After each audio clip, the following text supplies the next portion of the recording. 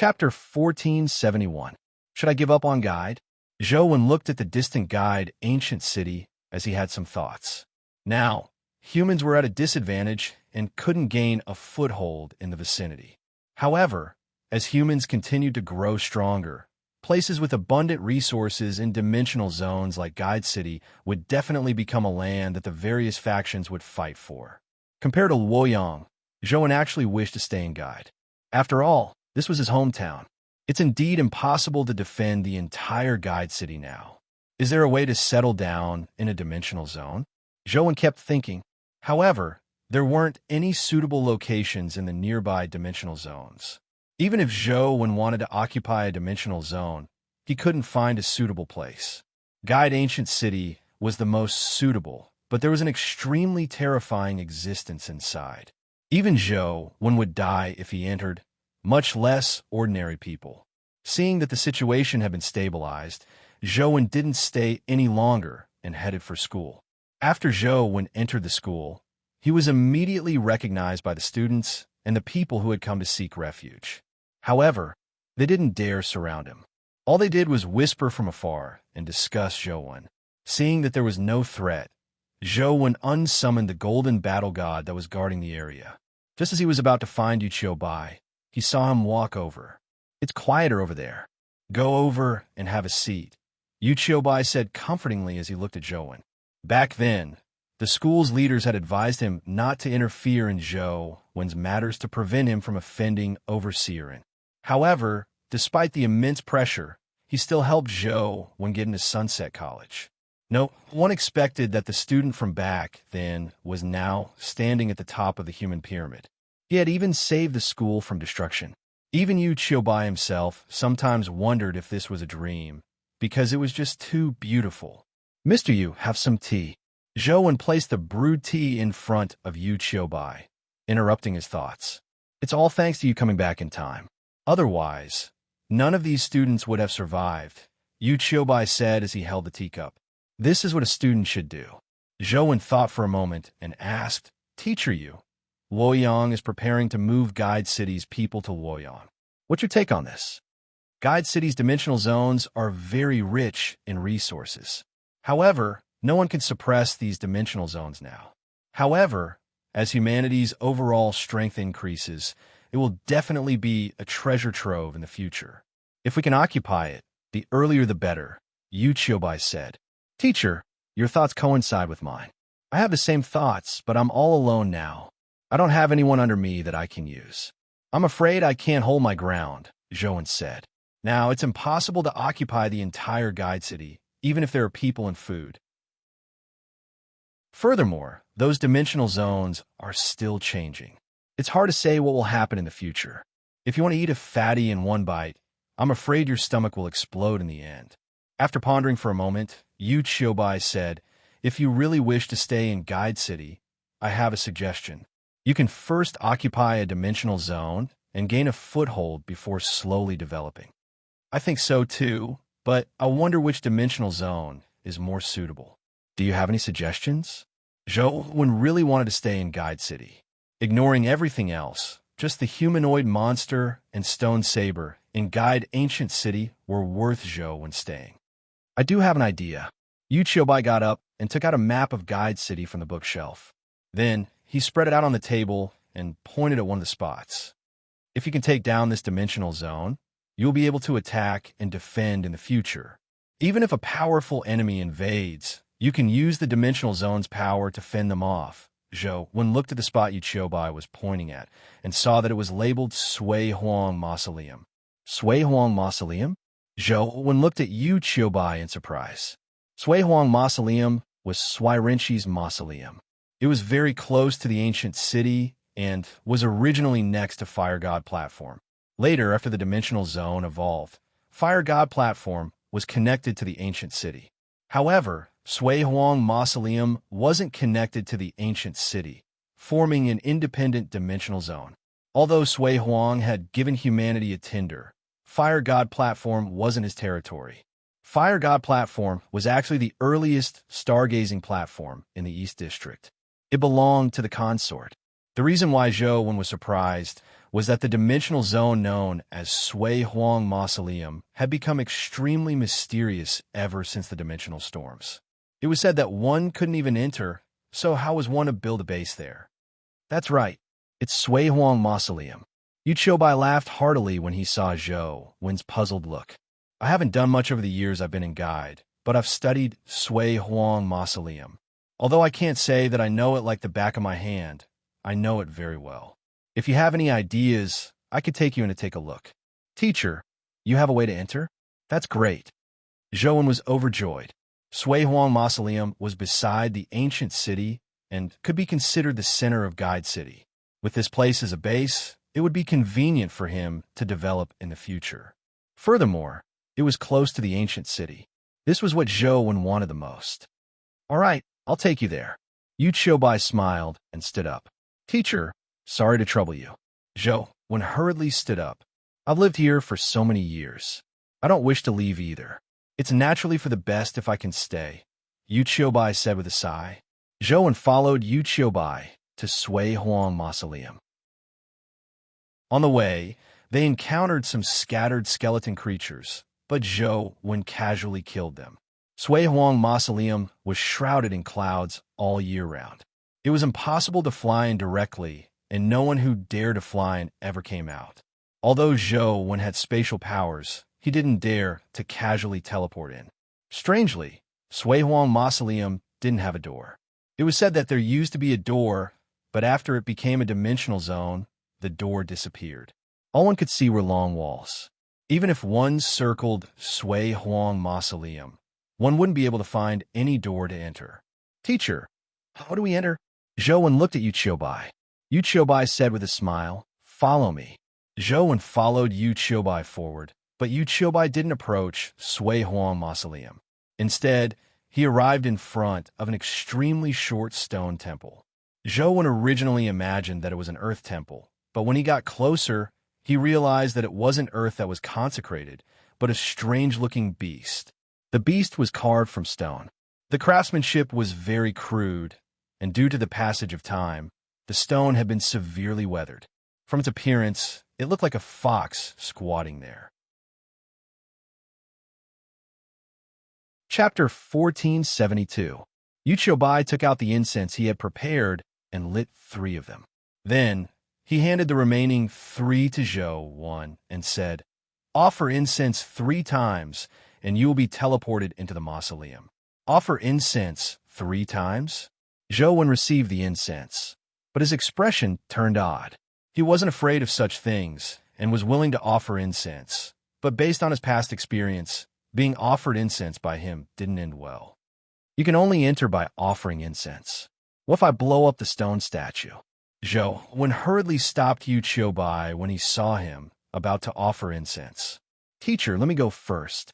Zhou Wen was afraid that Yu Qiubai would blow up the stone statue after he entered. When that happened, Yu Qiubai would be trapped inside again. All right. Although he didn't know why Zhou Wen wanted to go first, Yu Qiubai retreated to the side. Zhou Wen lit the incense and walked to the stone temple. He held the incense with both hands and was about to kowtow to the stone statue. But just as he bent his waist slightly, he heard a boom. The stone statue moved a few feet to the side, revealing a stone staircase that led downwards. What's going on? Yu Qiubai had entered Emperor Sui's mausoleum several times, but he had never encountered such a situation. He didn't know that there was a passageway behind the stone statue. Teacher Yu, is this the path to Emperor Sui's mausoleum? Zhou Wen didn't continue bowing and turned to ask Yu Qiubai. I really don't know. When I entered Emperor Sui's mausoleum before, I would enter the mausoleum as though I was riding on the clouds after offering incense. I've never seen these stone steps, Yu Qiubai said hesitantly. Then I'll go in and take a look. Teacher, wait for me outside, Zhou Wen said as he walked into the stone temple and walked down the stone steps. The stone steps weren't wide and could barely fit one person. Furthermore, the passageway was too short. Zhou Wen had to bend his body to walk over. Thankfully, he didn't discover anything dangerous. When Zhou Wen reached the end of the stone steps, he found a pool. Zhou Wen scanned it and knew that the pool was connected to the outside. He dived into the water and quickly emerged from a fountain. "This is Emperor Sui's mausoleum?" Zhou sized up his surroundings and discovered many strange statues. They were arranged in 2 rows on both sides of the stone path. All of them had strange shapes, and he couldn't tell what creatures they were. Zhou looked at the end of the stone path and saw a huge stone statue. It was a statue of a man holding a torch. "Is that the statue of the Sui sovereign?" Zhou looked around and realized that although the Sui Emperor's tomb was huge, there wasn't a single dimensional creature inside. The stone statues seemed to be just stone statues. Even if Zhou reached out to touch them, it didn't trigger any changes. "How's this place?" "It's very difficult for outsiders to enter, and there aren't any dimensional creatures inside. The dimensional creatures outside can't enter, so it shouldn't be too much of a problem if it's used for living," Yu Qiubai said as he walked in and sized up his surroundings. "I wonder if there will be any unforeseen events in the future," Zhou said as he looked at the stone statues and Suirenchi's statue. "Suirenchi is the sovereign of human Tao. Even if there are any unforeseen events, it shouldn't be too dangerous, right?" Yu Qiubai said. If it were in the past, Zhou would have had the same thoughts as Yu Qiubai, but ever since he saw the humanoid monster in the ancient city, Zhou didn't think so. Suirenchi was indeed the sovereign of human Tao, but if he were to demonize, it was hard to say if he would harm humans. Furthermore, although Emperor Sui's mausoleum looked safe, there was actually a hidden danger. Where did the people who had barged in go? Zhou had already scanned the entire cemetery several times, but he didn't find a single worm. How strange. Such a huge cemetery is enough to build a city, but there isn't a single dimensional creature. Zhou felt that this place might not be as safe as it looked on the surface. "After I discovered the way to enter Emperor Sui's mausoleum, I came in many times to study it, but I didn't find any dimensional creatures. Furthermore, dimensional creatures that come from other dimensional zones rarely approach Emperor Sui's mausoleum," Yu Qiubai explained. Zhou could tell that they had encountered quite a number of skeleton creatures along the way, but they didn't see a single one near Emperor Sui's mausoleum. "Let's talk outside." Without discovering any problems, Zhou left Emperor Sui's mausoleum with Yu Qiubai. He planned on searching the vicinity to see if he could find the tiny palm symbol. After exiting the stone tunnel, they arrived in front of the stone temple again. Zhou scanned the stone temple several times, but he didn't find the tiny palm symbol. He then searched the outer walls of Emperor Sui's mausoleum, but he also didn't find the tiny palm symbol. He couldn't help but feel disappointed. Is this Emperor Sui's mausoleum really just a cemetery used to commemorate ancient sages? Although Zhou felt that it wasn't that simple, he really couldn't see any problems. "Zhou, what do you think?" Yu Qiubai asked Zhou. "It does look very suitable for humans to live in. The space is large enough, and the entrance is hidden and difficult to enter. Dimensional creatures don't seem to approach this place, so it's very safe," Zhou said after some thought. "If you plan on building a human city here, I believe many people will be willing to stay," Yu Qiubai said. "Let me think about it." After Zhou sent Yu Qiubai back, he returned to Emperor Sui's mausoleum alone. He placed a reclining chair and a table under the Sui Emperor statue and rested while observing the situation inside. The chick was also released by Zhou. He had originally brought it here in hopes that it could help, but it was useless in the beginning. Later on, the humanoid monster was too strong, so Zhou didn't dare release it. The chick stood on the table, pecking at the nuts Zhou had placed on the plate. Zhou waited for more than 10 hours without discovering any problems. Suddenly, the chick flapped its wings and flew up. Zhou originally imagined that the chick had been here for too long and wanted to move around. But to his surprise, the chick flew towards the Sui Emperor statue and landed on the torch it was holding. The chick opened its mouth and spat out a blob of phoenix flames. When the phoenix flames touched the torch, the stone torch actually burst into flames. "Chick, what are you doing?" Just as Zhou was feeling puzzled, he suddenly realized that the entire mausoleum seemed to undergo some strange changes due to the burning torch.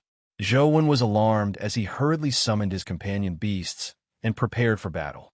However, after waiting for a while, no dimensional creatures appeared in the mausoleum. Instead, the weeds and trees in the mausoleum seemed to grow at a speed visible to the naked eye. Chapter 1473. In a corner of the cemetery, there was a wild pear tree. It had just passed its fruiting period, but now it was blooming again, and not long after, it started bearing fruit. All kinds of plants in the cemetery were growing crazily. The weeds that were originally short had now grown to the height of a person, and the entire cemetery was covered in green. Not long after, the wild pear tree bore pears. It had only been half an hour since the beginning, and according to the growth rate of the pears, it would probably be fully ripe in less than an hour. Joan waited for a while, and sure enough, the pears were ripe. They were yellow and looked very juicy. He reached out to pluck one and took a bite. Instantly, his mouth was filled with sweetness as if he had drunk honey. So sweet. Joan was surprised and happy. He was happy because the Sway Sovereign statue had such power that it could make plants grow rapidly. If he could occupy this place, he would not need to worry about food in the future. He could be self-sufficient, and no one would be able to trap people here to death. It was simply the best place to build a base. He was surprised that this power was not only effective on plants. If humans were also affected by this power, then what humans would face was not rapid growth but rapid aging. Joan did not know how many fruits the pears bore in a year. Even if it was twice a year, then in less than an hour, it was very likely that half a year had passed. If this time was converted to humans, how long could humans last? This was just Joan's guess. Perhaps the power of the Sway Sovereign statue would not make animals age, but it was better to be safe than sorry. Moreover, there was not a single dimensional creature or animal in the Sway Sovereign's tomb. This did not seem to be a coincidence. According to these suspicious points, the power of the Sway Sovereign statue was very likely to have an effect on animals, which was why no dimensional creatures dared to stay in the Sway Sovereign's tomb. Or in other words, those dimensional creatures were affected by the Sway Sovereign statue and died. What was more terrifying was that this power was not as simple as the power of time. If time was accelerated, Joan would definitely be able to feel it. However, other than the burning vitality that emanated from the torch, he could not feel any negative energy at all. After being affected by the power of blessing, Joan knew that the scariest power in the world was not necessarily the seemingly vicious power. Instead, some seemingly beneficial power was very likely to be the terrifying killer hidden in the dark. Little Bird extinguished the fire. Joan shouted at the little bird on top of the Sway Sovereign statue. He didn't dare to take the risk. If the ripening effect worked on him as well, he would soon become an old man. When the chick heard Joan, it opened its mouth and sucked at the torch. The flames on the torch immediately turned into a thin pillar that rushed towards the chick's mouth like a fountain. Moments later, all the flames were devoured by the little bird. The torch in the Sway Sovereign statue's hand stopped burning, and the plants in the mausoleum stopped growing. Joan waited for a while and was pleasantly surprised when he saw that the plants didn't show any abnormalities. They just stopped growing rapidly. Under normal circumstances, after losing the supply of energy, it would overdraft its vitality due to its growth being too barbaric, and then it would rapidly decline. But now, the plants showed no signs of decay, which meant that they were not overdrawn. This was undoubtedly good news. Joan left Sway Sovereign's mausoleum and caught some wild animals. He sent them into the mausoleum and got the chick to light the torch. Joan didn't dare to stay in Sway Sovereign's mausoleum, so he left with the chick. He planned to return in a few days. If the animals died of old age, then Sway Sovereign's mausoleum wouldn't be suitable as a human base. Of course, even if it couldn't be used as a human base, the power of Sway Sovereign's mausoleum was still very useful. Joan had already decided to stay and guide. No matter what, he had to control Sway Sovereign's mausoleum. After returning to the Sunset Army's temporary command center, Joan met Sheng and told him that he wanted to stay in Guide City. Young master, with your strength, it won't be a problem to stay anywhere. But have you ever thought that if you were alone, what difference does it make if you stay or not? You are alone, so even if you stay here, Guide City doesn't belong to you, and Sheng said. Zhou understood when Sheng meant. If no one else worked for him to defend and plunder the resources here, it wouldn't make a difference if he stayed or not. Even if he didn't stay, he could come whenever he needed. There was no point in staying here. I want to build a human city here. Zhou had already thought it through. There was the stone saber that even the Varch coveted. There were humanoid monsters, Sway Sovereign's Mausoleum, Butterfly Valley, and other dimensional zones. He didn't know how many dimensional zones had yet to be developed. To build a human city, this was undoubtedly the most suitable place. It might be a little bitter in the beginning, but the value would increase as time went on. If it were just Zhou alone, he had no intention of building a human city of his own. However, the three conditions mentioned by the humanoid monster weren't something he could complete alone. It required the combined efforts of many humans. It was only after leaving the ancient city that Zhou had the idea of building a city. It's not difficult to build a house, but to make those houses into a city, we need people. With Guide City's current disadvantageous environment, how many people will be willing to stay here? And Sheng persuaded. I know it's difficult, but I still want to give it a try, Zhou said. Upon hearing Zhou say that, and Sheng smiled. Since you have already decided, young master, I won't say anything else. If you need any resources or manpower, just tell me. I'll do my best to get them for you. Thank you, Sheng, but this time I want to do it with my own strength. I'll do my best. Although Zhou was very grateful, he still rejected Sheng. All right, but you have to remember that we are family. No matter where you are, the people from the Overseer's office and I will always be worthy of your reliance. If there's anything difficult, don't shoulder it alone, and Sheng said seriously. Don't worry. If I can't do it, I'll definitely run to Luoyang to get a free meal. If there's really a need, I won't stand on ceremony with you in Sislon, Zhou said with a smile. And Sheng laughed out loud. Young Master Wen, how much longer are you going to be at odds with the Overseer? You should tell that to Tianzua. I'm a very easygoing person. I've never been at odds with anyone, nor have I taken certain people to heart, Zhou said seriously. And Sheng looked at Zhou without a word, but his gaze seemed to be filled with contempt, making Zhou feel uncomfortable. Chapter 1474. Nonsense. And Tianzua slammed his palm on the desk, nearly shattering it due to his lack of control. It was obvious that he was in a bad mood. It's not a bad thing for young Master One to stay in Guide City. Guide City's dimensional zones are rich in resources. In the future, it will definitely be an important place for all parties to vie for. If young Master One can successfully gain a foothold there, the benefits you will reap will be thousands of times greater, and Sheng explained on Zhou's behalf. Who doesn't know that Guide City will be one of the most important places in the world in the future? But do you think any of the 6 families would dare occupy that place? Without the corresponding strength, entering the fray too early will only result in becoming cannon fodder for the other factions, and Tianzua said coldly. Young Master Wen isn't an ordinary person. His strength isn't something the 6 families can compare with. Perhaps he can do what others can't and take control of Guide City ahead of time. And Sheng continued speaking on Zhou's behalf. No matter how strong a person is, he's only one person. What's the point of him staying there alone? And Tianzua thought nothing of Sheng's words. Yu Qiubai has the intention of staying in Guide City. He's lobbying the other teachers and locals to stay. If it really succeeds, it'll be a good starting point.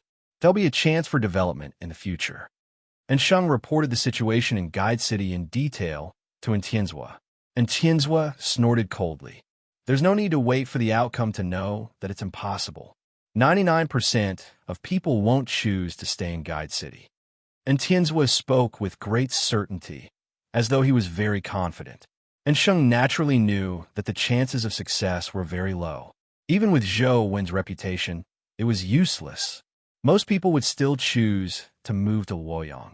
It wasn't that people lacked confidence in Zhou's strength, but that everyone knew very well that no matter how strong he was, it was impossible for him to stay in the city 24 hours a day to protect them.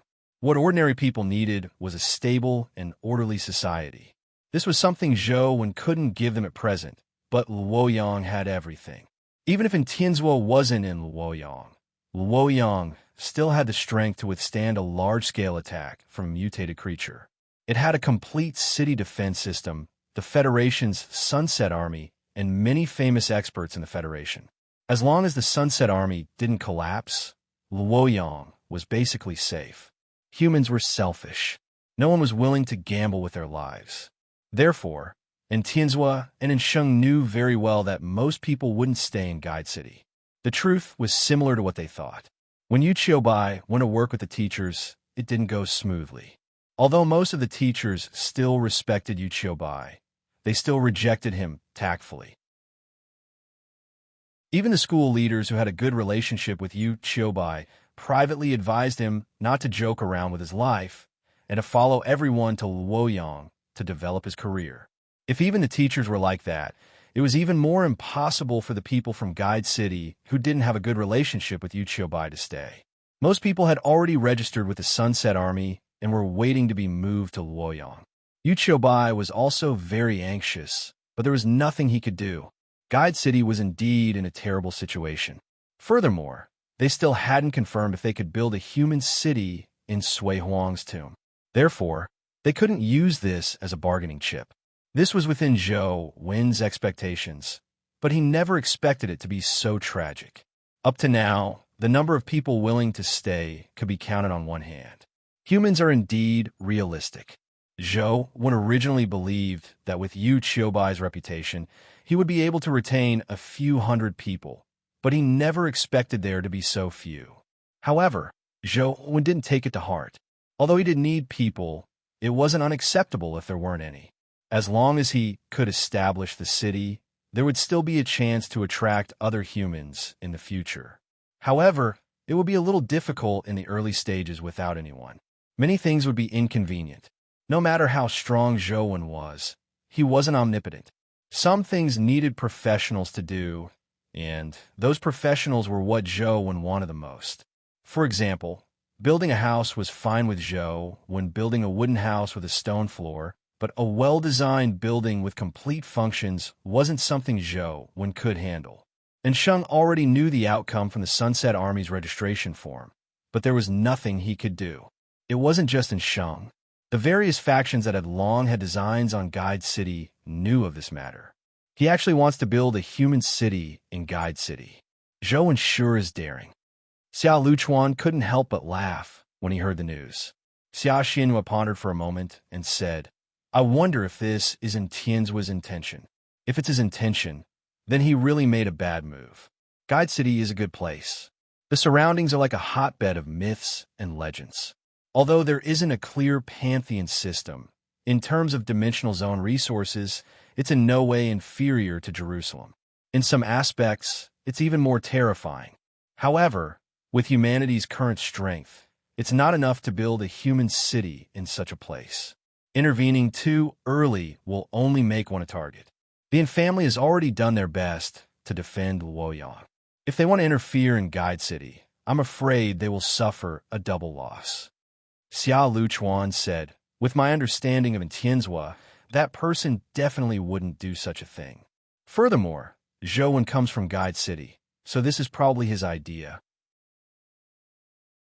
Although Zhou Wen is strong, building a city isn't something that can be completed by a single person.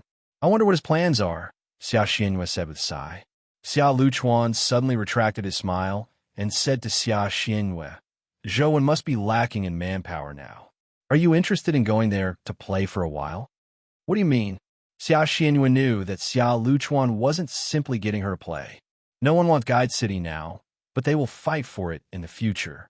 If that punk Zhou Wen really occupies it, we'll lend him a hand when he's in his most dire straits. We won't pay much, but if it succeeds, the future gains might be huge. Just treat it as an investment, Xia Luchuan said. Then I'll go take a look, Xia Xinhua said with a nod after some thought. And Sheng was thinking about how he could help Zhou Wen leave some people behind. Otherwise, it would be too difficult for him, but after some thought, he couldn't come up with a good solution. If they weren't willing to stay, he couldn't force them to stay with a gun. right? How vicious! How vicious! How vicious! When Sheng heard the ringtone, he knew that it was from Tianzua. He hurriedly answered the call. Overseer, what can I do for you? And Sheng asked.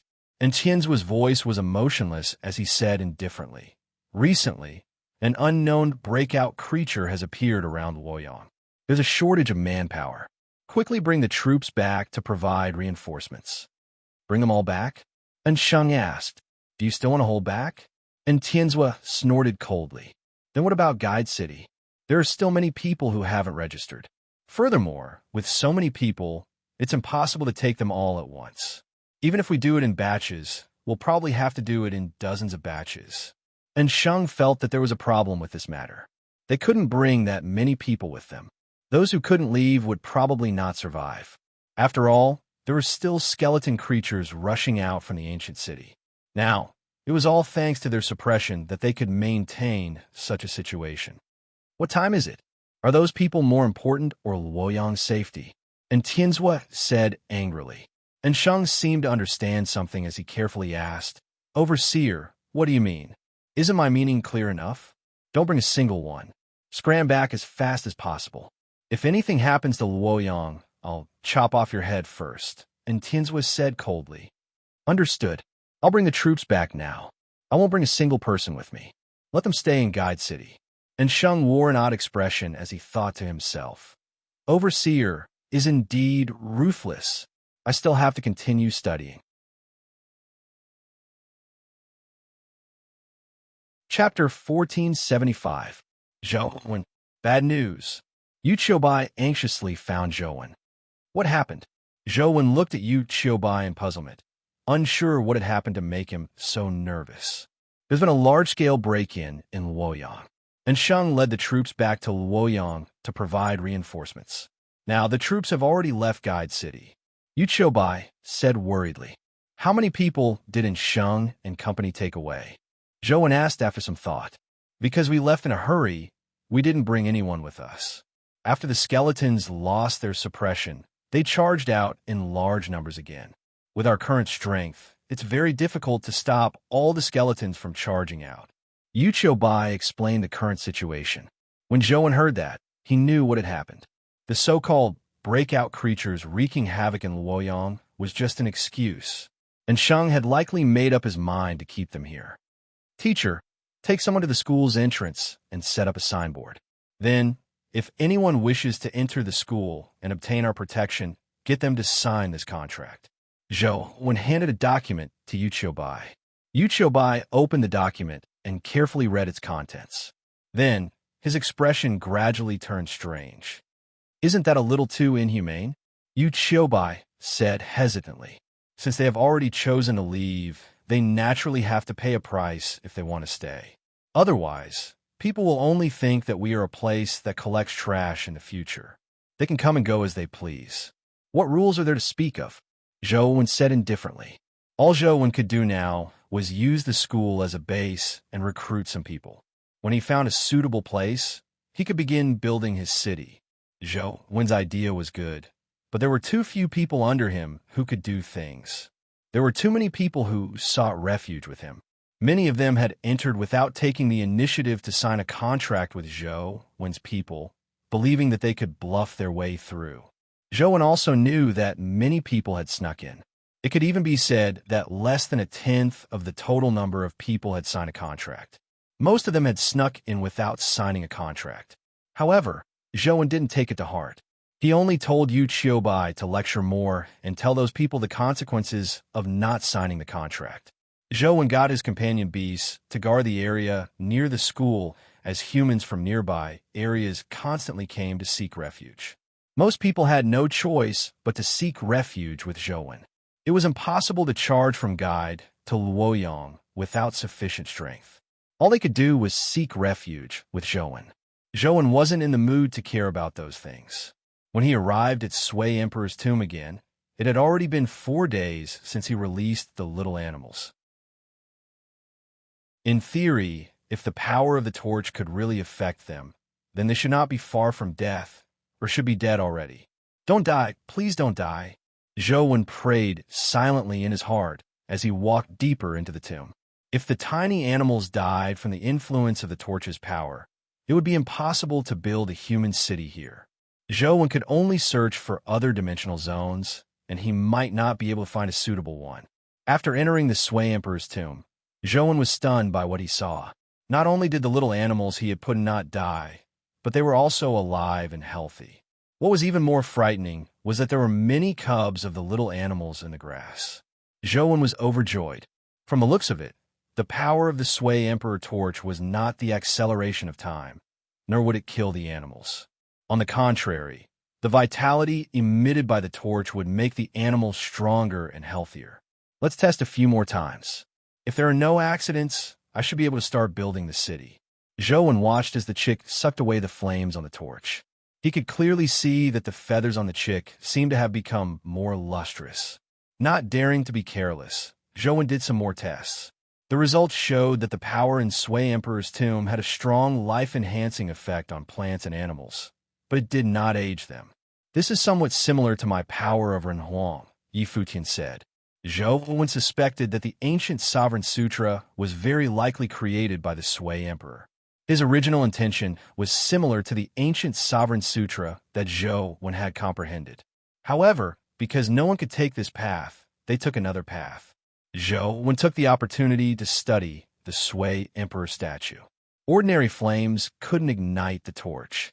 The torch looked like it was carved from stone and had no fuel. Ordinary flames naturally couldn't ignite the stone. However, when the chick's phoenix flames touched the torch would immediately ignite. However, no matter how long it burned, it wouldn't damage the stone torch. Moreover, the chick was very interested in the phoenix flames after the torch burned. Every time Zhou asked it to suck away the flames, the chick would be very excited. Zhou used a few flame abilities, but he couldn't ignite the torch. He was still unwilling to give up, so he switched to the ancient Sovereign Sutra. The human sovereign that looked like the sun appeared in front of Zhou. As soon as the human sovereign appeared, Zhou immediately noticed something strange. The Sui Emperor statue that was originally motionless was now overflowing with vitality. When the chick used its phoenix flames to ignite the torch, only the torch emitted vitality and flames. The Sui Emperor statue's body didn't have any changes. But now the Sui Emperor statue's body actually began to emit vitality. Although it wasn't as strong as before, it made Zhou a little happy. With a thought, the human sovereign reached out and pressed the stone torch in the Sui Emperor statue's hand. The torch that couldn't be ignited by ordinary flames started burning the moment it touched the human sovereign. Not only the torch, but the entire Sui Emperor statue started burning as if gasoline was poured on it. The flames and vitality on the Sui Emperor's body were transmitted to the human sovereign at the same time. It made the already dazzling human sovereign even more dazzling. Zhou could clearly feel that the ancient Sovereign Sutra in his body was circulating crazily. The surrounding vitality kept surging into his body. Boom! A deafening sound suddenly entered Zhou's ears. The burning Sui Emperor statue actually moved. The Sui Emperor statue that was made of stone slowly lifted its legs and stood up from the stone throne. The vitality on his body was getting stronger and stronger, making it hard to see his body clearly. Especially that pair of eyes. It was like 2 million what searchlights staring at Zhou and the human sovereign.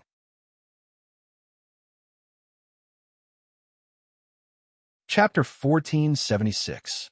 Zhou's heart skipped a beat. He tried to teleport away from the Sui sovereign statue's fiery light, but the speed of the fiery light was too fast for him to dodge. Before he could even teleport away, the fiery light had already shone on him. Zhou rarely drank, nor did he have the experience of getting high from drinking. However, when the flames shone on him, it made him feel like he was high from drinking. Boom! In the entire Sui Emperor tomb, the statues began to spew out flames. The flames here were very strange. Although they were hot, they didn't hurt anyone. Endless flames gathered towards Zhou and human emperor. The ancient Sovereign Sutra in Zhou's body seemed to circulate uncontrollably. As the flames surged in, Zhou sensed that the ancient sovereign sutra and human emperor were crazily absorbing the fire powers from Sui Emperor tomb. Could it be? Zhou was alarmed and delighted when he sensed human emperor's transformation. The ancient sovereign sutra had already reached the terror grade. If it could improve further, it would definitely be a calamity. Human emperor's sun-like body had already turned into a blob of magma after absorbing a large amount of flames. His body was no longer limited to a shadow state, but was becoming more corporeal. As the ancient sovereign sutra circulated and he absorbed a large amount of flames, Zhou vaguely understood something. Previously, the humanoid monster had once demonstrated the calamity grade ancient sovereign sutra. However, his ancient sovereign sutra was different from the ancient sovereign sutra that Zhou had comprehended, so there wasn't much reference value. However, the power of fire in Sui Emperor tomb had similar attributes to Zhou's ancient sovereign sutra, but it wasn't completely the same. It had its own uniqueness. However, due to the similar attributes, Zhou's ancient sovereign sutra was perfectly compatible with the power of fire. It easily resonated with it. Now, Zhou vaguely understood that to use the power of dimensional zones to raise his essence energy art, he didn't need to use any special methods. All he needed to do was find a dimensional zone that matched his essence energy art. However, this didn't mean that finding such a dimensional zone was considered a success. There were strong and weak essence energy arts, and there were also strong and weak dimensional zones. It was also a fire elemental dimensional zone. It was unknown how many fire elemental dimensional zones there were in the Federation's 4 regions, but not every dimensional zone could truly help a terror grade advance to a calamity. There was another key point. Zhou didn't know what to call an existence like the human emperor statue, but only by finding such an item and using an essence energy art to resonate with it could he use the dimensional zone's power to advance to the calamity stage. At this time, the Sui Emperor's tomb was filled with bonfires that rose high into the sky. From the outside, it looked like a huge burial mound made of flames. However, inside the tomb, the plants that were affected by the Sui sovereign's fire and grew rapidly were also burning. Soon, they were burned into ashes, and they didn't grow any faster because of the strong life force in the fire. After observing everything, Zhou came to a realization. To the humans, the Sui sovereign's invention of the wood drilling technique brought light and fire to the humans. But to the plants, it was a devastating blow. If you look at a problem from a different angle, what's good may not necessarily be good. With Zhou's enlightenment, the flames in Sui Emperor's tomb spewed out even more violently as they surged towards Zhou and human emperor. Yu Qiubai was filled with enthusiasm. Previously, when he tried to persuade those people to stay, all of them ignored him. Some even rejected him. These were all good. There were also those with poor manners who nearly pointed at Yu Qiubai's nose and cursed. But in just a few days, the people who had cursed at him were crying and begging him to stay. The change was so fast that Yu Qiubai found it unbelievable. However, this also gave Yu Qiubai hope. With Sui Emperor's tomb and so many people, with Zhou presiding over it, it wasn't impossible for Guide City to be rebuilt. However, due to the large number of people, the school could no longer accommodate them. Even the vicinity of the school was filled with people. Now that the weather wasn't too cold, they could temporarily stay outside. However, once the weather turned bad, it would be difficult for the skeleton army to survive even if they couldn't charge in. Furthermore, with so many people, food, lodging, and transportation were all problems. It was best to quickly resolve the problem of the base. With a base, people could do their own work to maintain order. Thankfully, Yu Qiubai was already the school's principal. He was previously in charge of many things in the school. The teachers and school leaders immediately returned to Yu Qiubai's leadership. With their help, Yu Qiubai was able to maintain order for the time being. After making the arrangements, Yu Qiubai went to Sui Emperor's tomb to look for Zhou. He wanted to discuss with Zhou if he could allow a group of people to enter Sui Emperor's tomb to carry out the preliminary construction work. Yu Qiubai arrived at Sui Emperor's tomb. Before he reached the stone temple, he saw the Sui Emperor's tomb that resembled a flaming tombstone. What's going on? Did something happen in Sui Emperor's tomb?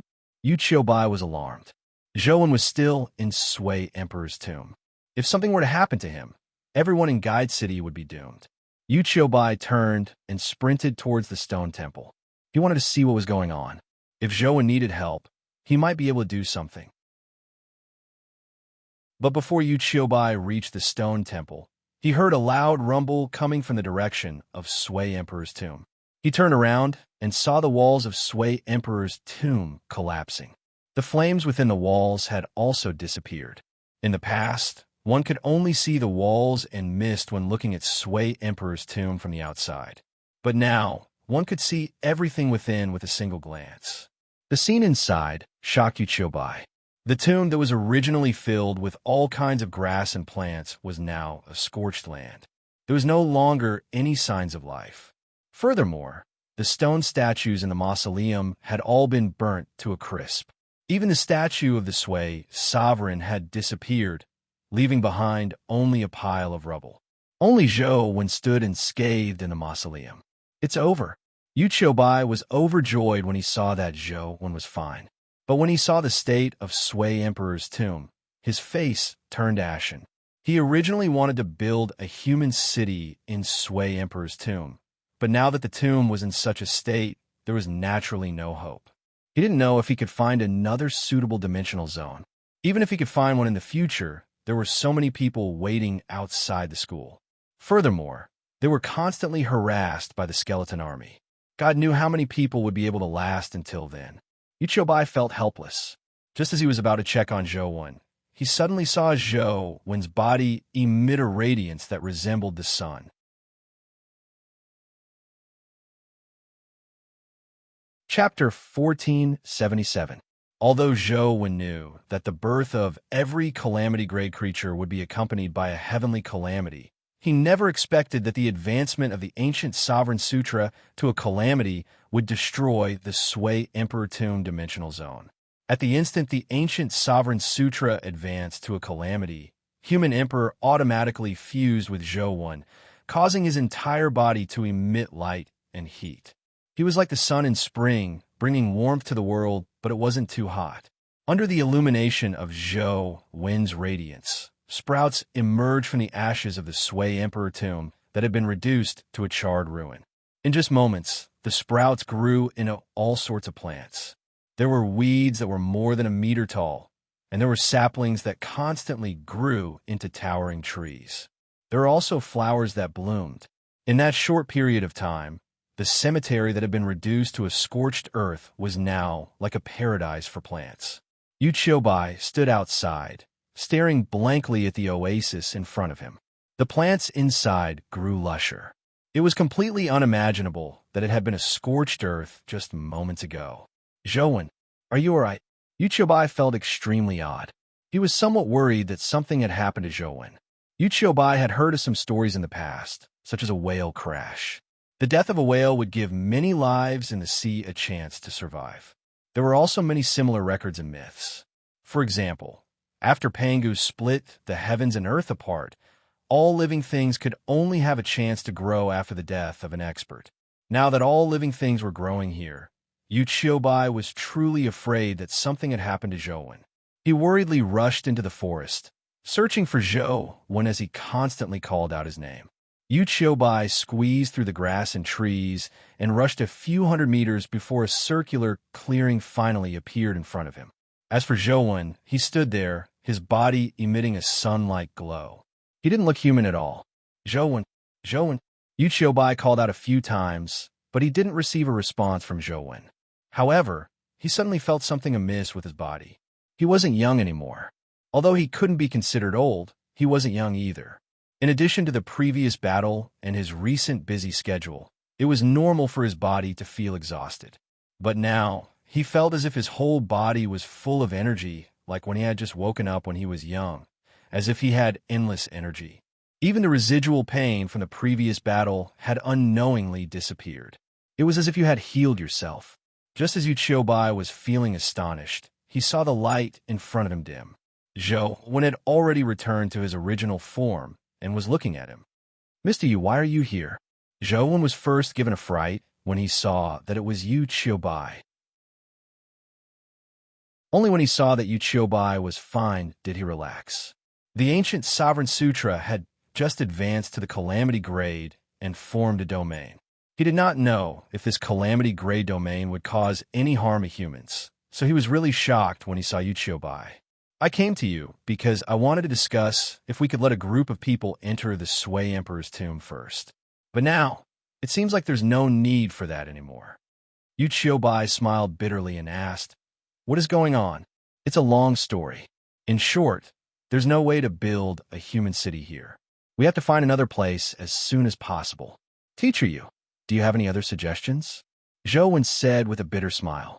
He didn't know that things would turn out this way. Sui Emperor's tomb had been destroyed, so all he could do was find another place. However, the ancient Sovereign Sutra could condense a Calamity grade domain, so the price was worth it.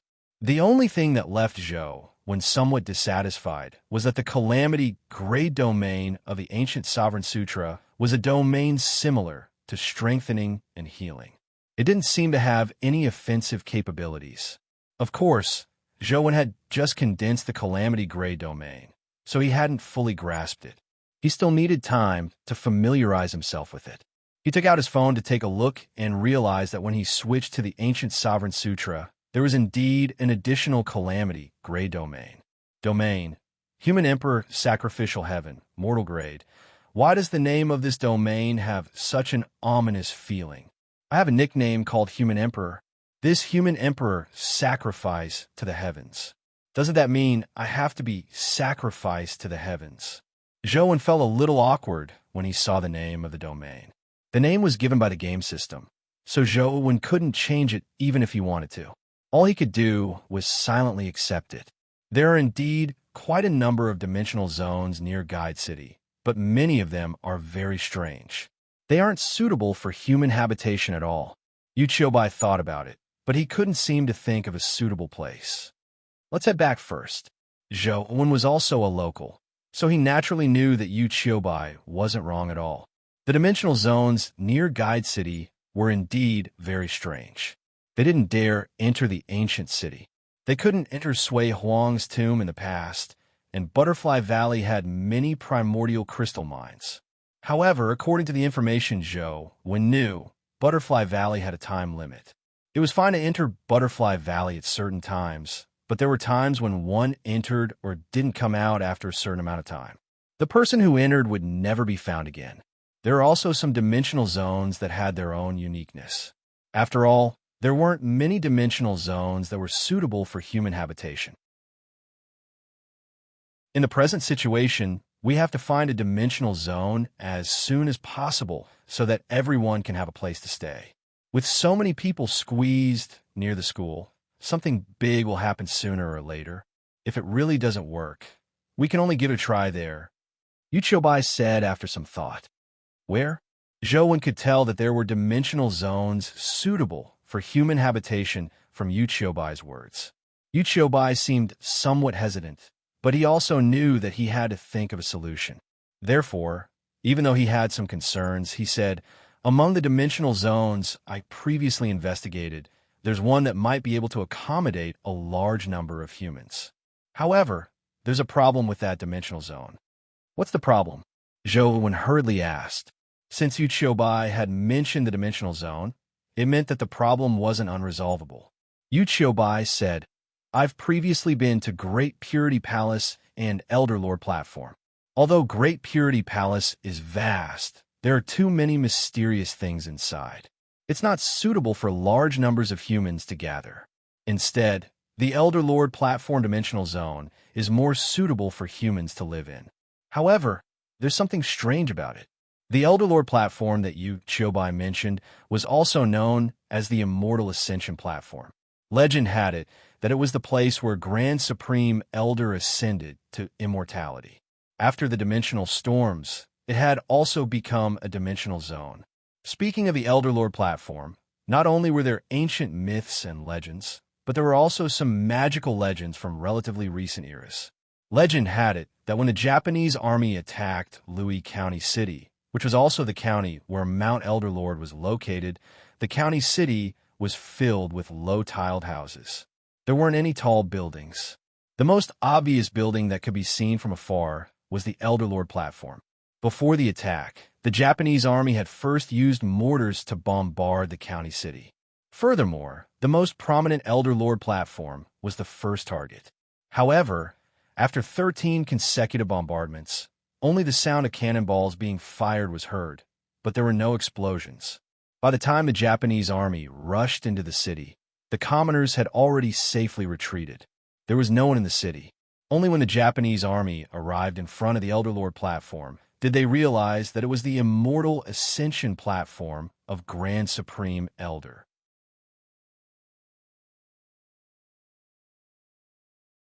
Chapter 1478. After the war, Yumekawa Taro, the cannoneer who had bombarded the Laojun platform, came to Louis again. He knelt down in front of the Laojun platform to repent. According to him, his shots were very accurate. The cannoneer had hit the Laojun platform, but he couldn't explain why the cannoneer didn't explode. Yumekawa Taro believed that it was the blessing of the Taishang Latsu. He even set up an apology monument at the Latsu platform. However, it was later changed to a peace monument. The truth of the matter could no longer be investigated. However, after the Grand Elder platform became a dimensional zone, it had indeed become a very magical place. Typical dimensional zones would have some dimensional creatures, but the Grand Supreme Elder platform didn't have any. It couldn't be said that there weren't any. It could only be said that there weren't any native dimensional creatures. Instead, many dimensional creatures from other dimensional zones had fled to the Grand Elder platform to seek refuge. Typical dimensional zones didn't repel humans, but they would strongly repel creatures from other dimensional zones. Creatures from different dimensional zones rarely ran around. However, the Grand Supreme Elder platform didn't have such a situation.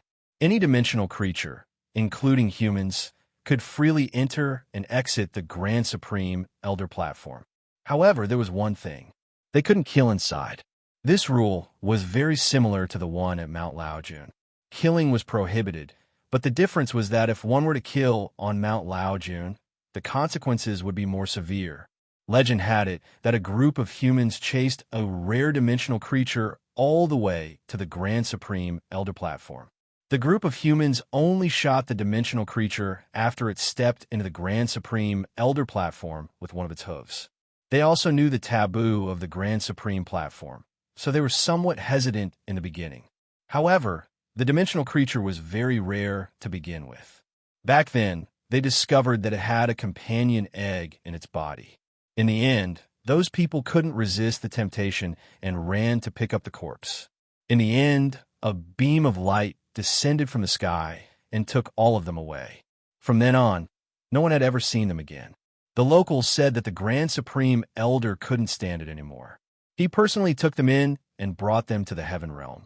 As for whether it was true or not, there was no way to judge. Since then, no one dared to kill in the Laojun Tai, not even injure it. Of course, the dimensional creatures that escaped into the Grand Supreme Elder platform wouldn't harm humans there. Therefore, the Grand Supreme Elder platform was one of the few dimensional zones where humans and dimensional creatures coexisted peacefully. Zhou had heard of it before. However, Louis was a county under Guide City. Zhou had never been there, so he had never entered the Grand Supreme Elder platform. In that case, the Grand Supreme Elder platform is indeed very suitable for building a human city. Is there enough space there? Zhou asked. The original Grand Lord platform wasn't too big, but after it became a dimensional zone, the space has increased a lot. It shouldn't be a problem for it to accommodate 1 million people. Zhou said. The Elder Tai Zhou and Tai Jin Grand Supreme Tai Temple Zhou 111 a San 1 and Tai Zhou Kama I said I is down a San Lido to the say is T and Kama San Tang Tun the and 2 T then why? Zhou asked. That's because the Grand Supreme Elder platform is occupied by a dimensional creature that doesn't need to abide by the rules of the Grand Supreme Elder platform. That dimensional creature can kill at will in the Grand Supreme Elder platform without being punished. Any human that dares to enter will be killed by it. No one dares to enter now. Uchiobai sighed and said, if we want to build a city in the Grand Supreme Elder platform, we have to kill that dimensional creature first or chase it out. Why didn't I know of such a thing? When did that dimensional creature appear? What does it look like? Zhou Wen was surprised when he heard that. The Grand Supreme Elder platform was, after all, the place where Grand Supreme Elder had ascended.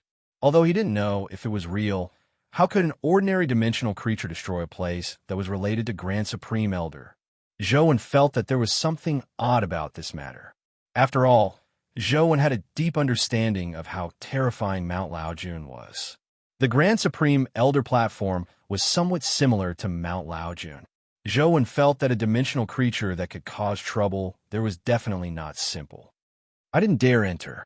I only heard from others that the dimensional creature looks very strange. It looks like a lion, but not a tiger. It has scales all over its body, like the legendary Qilin. It's more than 3 meters tall and comes and goes like the wind. No one can escape its bite.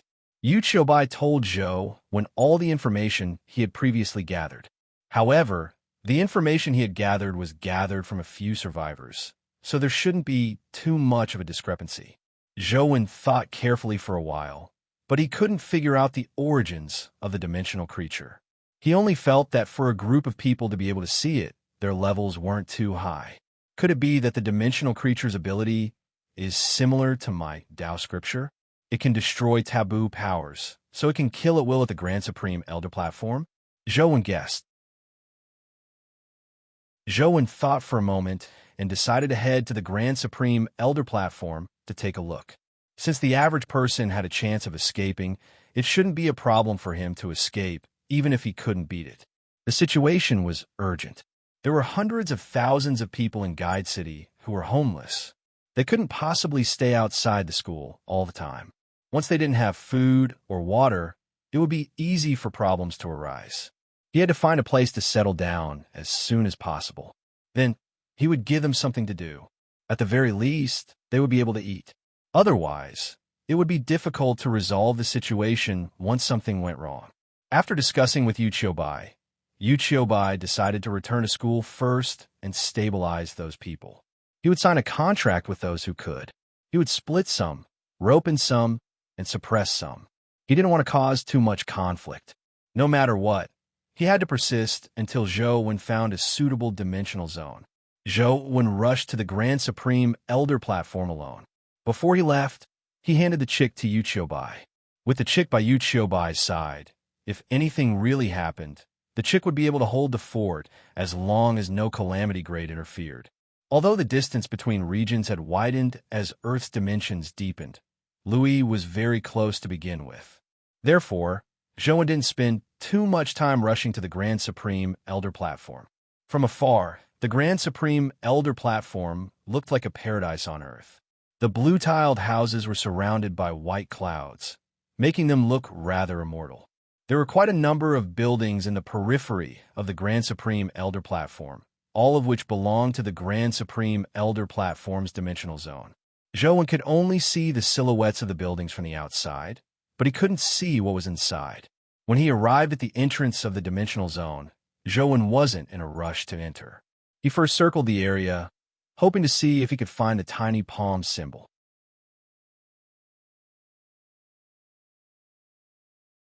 Chapter 1479. Zhou Wen came in front of the memorial arch and saw the words Door of Profundity engraved on it. After passing through the memorial arch, he would arrive at Enlightened Dao Palace. The Grand Supreme Elder platform was inside. Zhou Wen looked outside the memorial arch for a while, but he didn't see the tiny palm symbol. All he could do was pass through the memorial arch and continue walking in. The memorial arch wasn't considered a dimensional zone. Once he entered Enlightened Dao Palace, he would truly enter a dimensional zone. The entrance to Enlightened Dao Palace couldn't be considered grand. Instead, the two turrets on the east and west sides were more eye-catching. Although the two turrets weren't big, they were considered antique. On the right turret was a huge bell, while on the left turret was a huge drum. Zhou had previously heard that killing was forbidden in the enlightened Tao Palace. All sorts of creatures could coexist peacefully. Apart from killing, the bell tower and drum tower were not to be randomly ascended, much less struck. If it wasn't done properly, it might cost someone their life. Some people also said that good things would happen after striking the bell or drum. There were all kinds of opinions, so Zhou didn't know which was true and which was false. After all, he had nothing better to do, so he wouldn't strike it. After searching a few times outside, he didn't find the tiny palm symbol. This left Zhou depressed, but on second thought, even if there's a tiny palm symbol, it's useless. There aren't any dimensional creatures in enlightened Tao Palace to begin with. Now, the dimensional creatures inside are all foreign. Even if I download the dungeon, the foreign dimensional creatures won't appear in the game dungeon. In the end, I still have to enter to see the dimensional creature myself. Thankfully, Zhou wasn't too afraid. If the dimensional creature could disobey the rules of the Grand Supreme Elder Platform, he could do the same with the Tao Sutra and the Heaven Opening Scripture. Of course, the real reason why Zhou was so confident was that the ancient Sovereign Sutra had advanced to the Calamity grade, although his true level was still at the Terror grade. Once he activated the human Sovereign Sacrificial Domain, he wasn't inferior to a true Calamity. Coupled with the minor Heavenly Cycle Killing Array and the Soul Reflection Mirror, even if the creature was really at the Calamity grade, it was still uncertain who would kill who. There's nothing to be afraid of. It's just one word: kill it. Zhou summoned the Dragon Imprisonment Armor and put it on. At the same time, he used the ancient Sovereign Sutra and Tao Sutra and summoned the Soul Reflection Mirror. Only then did he walk towards the entrance of enlightened Tao Palace. After passing through the gate, he saw a small square. The pavilions inside were like a mountain range, and he had no idea how many buildings there were. When Zhou came, Yu Qiubai had given him a map, but now, many of the buildings inside didn't match the map Yu Qiubai had given him. Of course, this wasn't because Yu Qiubai wanted to harm him by giving him a fake map. Instead, it was because dimensional zones constantly changed. The internal space stretched, and new buildings appeared. The layout naturally changed accordingly. However, no matter how the internal environment changed, the general layout wouldn't change much. The Laojun platform should be at the back of the Ming Tao Palace. Zhou scanned his surroundings and saw many bird-type dimensional creatures resting nearby. There were also some tiny beasts playing on the nearby grass. He couldn't help but roll his eyes. Fighting and killing isn't the goal. Dealing with that dimensional creature is key. A cultured person like me isn't suitable for fighting and killing. It's better to use my brain.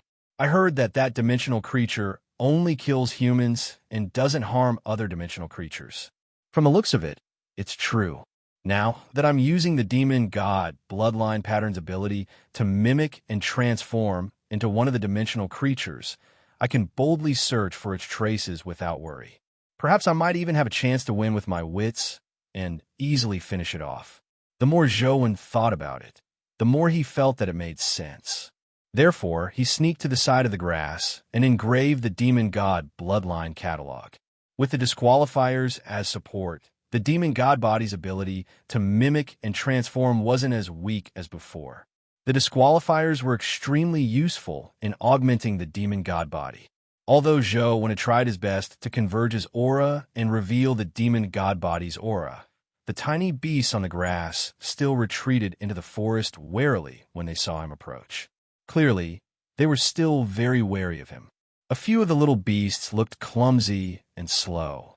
One of the little beasts even tripped over a tree root that protruded out of the ground.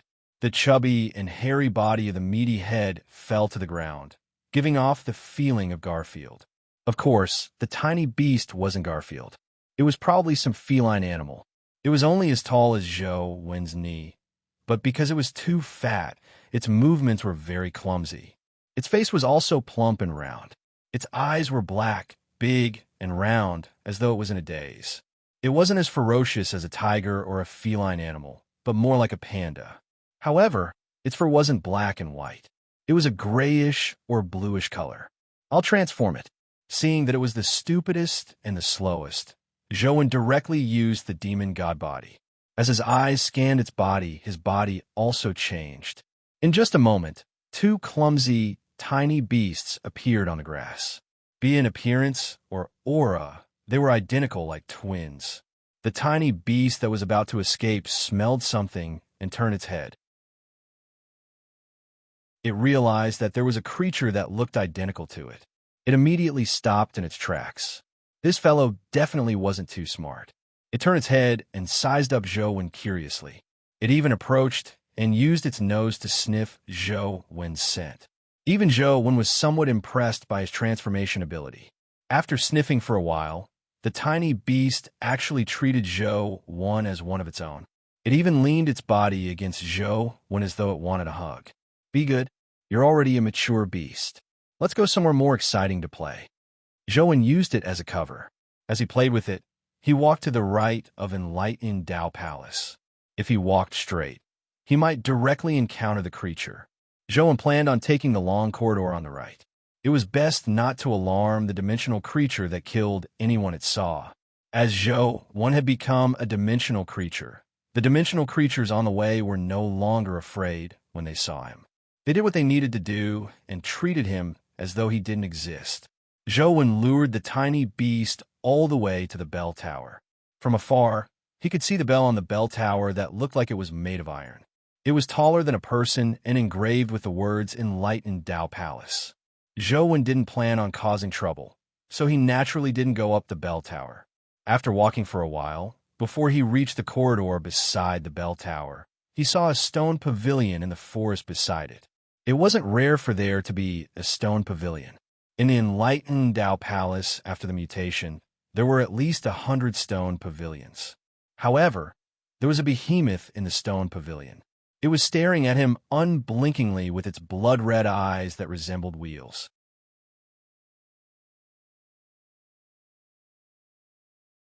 Chapter 1480. It can't be such a coincidence, right? Zhou mumbled inwardly. The behemoth in the stone pavilion looked like a bear no matter how he looked at it. It was a grayish-blue bear, and Zhou's present appearance was somewhat similar to it. This little beast isn't a cat, so it's a bear? Isn't your looks a little too deceiving? Zhou sensed that the bear's aura was extremely terrifying. It hadn't even flared up, but its aura was already surging like a tsunami. Even Zhou felt his heart skip a beat. It was definitely at the calamity grade. Zhou had always been in awe of creatures like bears. Although many people felt that animals like bears were very stupid, giving off the feeling that they were easy to bully. Zhou had the same thoughts when he was very young. However, when he was in secondary school, Yu Qiubai had told him some legends about bears, completely subverting Zhou's understanding of bears. This made him subconsciously more careful every time he saw a bear-type dimensional creature. In fact, in the earliest legends of the East District, bears occupied a very important position. Yellow Emperor Xianyuan was from a Yu Xiong family. In a legend of Yu the Great's flood control, Yu the Great had also transformed into a bear to fight all sorts of aquatic beasts. Before the spring and autumn warring states period, there were many legends about the divine bear. It was also the earliest image of totem worship. The rise of dragons came much later. The reason why ancient people worshipped bears so much was not only because of their immense strength and explosive combat strength, but also because of their hibernation habits. Bears could not eat or drink for months. When they appeared again, they would give people the feeling that they had been resurrected from the dead. Therefore, the ancient people worshipped bears very much. Even the legendary chaos beasts, in some versions, might have been created with bears as the blueprint. After Zhou heard Yu Qiubai's story, his impression of bears had changed greatly. Therefore, when he saw a calamity gray bear here, Zhou subconsciously became cautious and didn't attack immediately. The giant bear only stared at him and didn't launch any attacks. The bear's blood-red eyes looked at the little beast beside it before looking at Zhou, as though it was in a dilemma. Zhou's heart stirred. I see. It can't tell who its child is, so it hesitated and didn't take action. As Zhou was pondering over it, the giant bear got up and walked out of the stone pavilion. It circled Zhou and Little Bear a few times before extending its claws and throwing them onto its back. Zhou was given a fright. Thankfully, his psyche thread was thick enough. He resisted the urge to attack and finally arrived on the giant bear's back. Which bastard said that the calamity creatures here look like lions and tigers, but aren't tigers? Look my ass. This is basically a bear. Many thoughts flashed through Zhou Wen's mind as he stood on the giant bear's back. With his current position, it was undoubtedly the best opportunity to assassinate the giant bear. As long as he pulled out the celestial culling sword and stabbed the giant bear's neck or other places with weaker defense, he might be able to eat calamity-grade bear meat today. With this in mind, Zhou Wen couldn't help but salivate. He had no choice but a gulp. However, Zhou Wen quickly rejected this thought. There's no reason for a calamity-grade creature to have a negative intelligence, right? Even if it can't tell who its child is, don't tell me it doesn't even know how many children it has. This was clearly illogical. The giant bear knew that one of the creatures wasn't its child, but it still placed two on its back. There was definitely something wrong with this. I think this bear is definitely trying to trick me. It must have some scheme waiting for me. That must be it. I can't act rashly. I can't let it see through me. I have to figure out what scheme it has first. Zhou Wen resisted the urge to assassinate the giant bear. The giant bear twisted its body and slowly walked through the forest. Its body was huge, but when it moved, its body seemed to transform into a blue phantom. When its body collided with trees or other plants, it passed through them. Even Zhou Wen and Little Bear, who were on its back, were affected by this force. Zhou Wen watched as the trees passed through his body, but they seemed illusory. It left him astonished. Zhou Wen was proficient in spatial powers. He was also proficient in spatial teleportation and spatial traversal abilities. He was very certain that this was definitely not a spatial ability. How strange. Where did this bear come from? With its level and abilities, there are probably only a few creatures on Earth that can fight it. Why would it need to hide from its enemies and come to a place like the Old Lord's platform? The more Zhou Wen thought about it, the stranger he found it. The more Zhou Wen thought about it, the more he felt that there was something wrong with the bear's origins. He didn't dare attack it casually. The giant bear carried Zhou Wen and Little Bear as it slowly walked deeper into the bright Dao Palace. Be it the forest or the various buildings, nothing could stop the giant bear's advance. It was like a ghost that didn't exist in the world. It strolled through the mortal world, but it wasn't bound by anything in the mortal world. Zhou Wen saw all sorts of buildings and ancient trees. There were also many dimensional creatures around, but they didn't dare approach the giant bear. Once they discovered it, they would quickly retreat. They only retreated, not out of fear. Furthermore, after retreating, they watched the giant bear from afar. It was obvious that they weren't particularly afraid. Don't tell me this fellow wants to take me to the Old Lord's platform? What's the point of doing this? What's in it for it? Could it be that there's something on the Old Lord's platform that allows it to distinguish who its true child is? Just as Zhou Wen was guessing, the giant bear slowly stopped and didn't continue forward. Zhou Wen looked around and realized that he hadn't reached the Old Lord's platform yet. In front of the giant bear was an ancient well. There was a rack and a wooden bucket used to draw water. When it arrived, the giant bear lay down and carried Zhou Wen and Little Bear down to the well. Then, like a human, it picked up the wooden bucket and placed it in the well. It shook the wooden rack in a bid to draw water. What's this fellow trying to do? Zhou Wen sized up the surroundings and saw the words Holy Spring Well engraved on a rock. He immediately knew where he was. This holy spring well was rather famous. Legend had it that when Old Lord was about to ascend, the green ox that he had tied to the well seemed to know that its master was about to pass away. It couldn't help but moo as though it was crying. Tears of blood flowed from its eyes. Old Lord couldn't bear to part with the green ox, but the green ox was mortal, so it was impossible for it to ascend with him. In desperation, the Grand Supreme Elder poured all the golden pills that he had personally refined into the well, causing the spring water in the originally ordinary well to surge on its own. The green ox drank the holy spring water every day, and in the future, it would ascend and reunite with its master.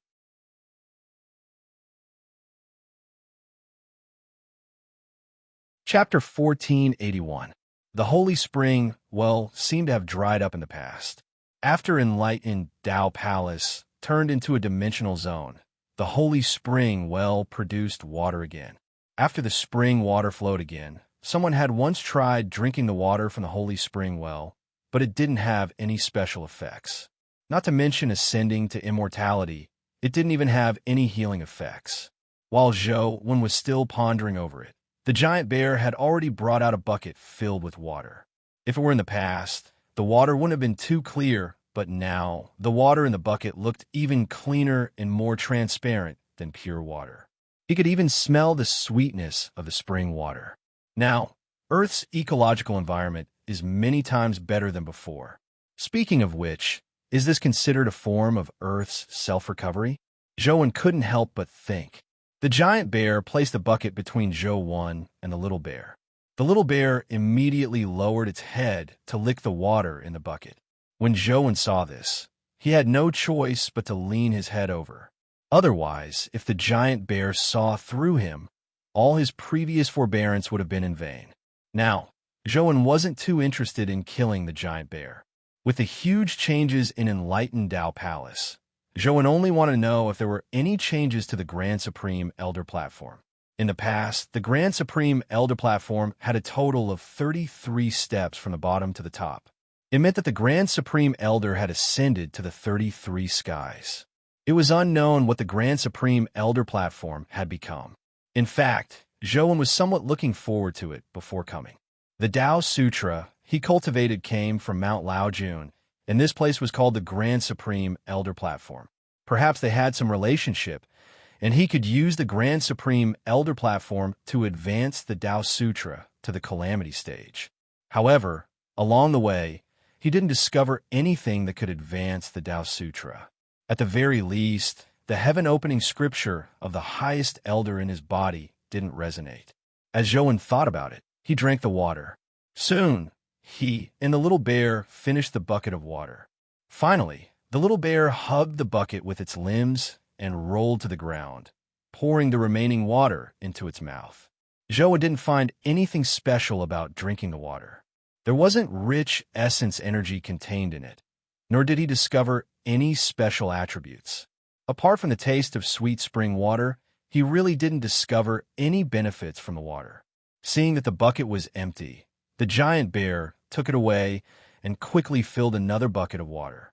It placed it between Zhou Wen and the little bear again, seemingly allowing them to continue drinking. Little bear consciously drank the water, but Zhou Wen wasn't very happy. Although he could drink it, he wasn't an animal in water. Why would he drink so much water?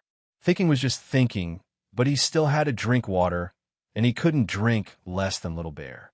If Little Bear drank a lot every day and he only drank a little, it would inevitably arouse the giant bear's suspicion. Zhou Wen never expected the bear to draw water one bucket after another without any intention of stopping. As soon as the water in the bucket was finished, the giant bear would immediately fetch another bucket of water. In the beginning, Zhou Wen foolishly fought with the bear to drink, but after a few buckets, he couldn't take it anymore. All he could do was try his best to drink less and let the bear drink more. After 10 buckets, Zhou Wen couldn't take it anymore. He basically stuck out his tongue to lick it a few times and couldn't drink anymore. Now, Zhou Wen was thinking that even if he were to fight the bear to the death, he wouldn't be willing to drink water again. To his surprise, the giant bear seemed to ignore Zhou Wen's obvious behavior. All it did was watch from the side, waiting for Little Bear to finish drinking before fetching water again.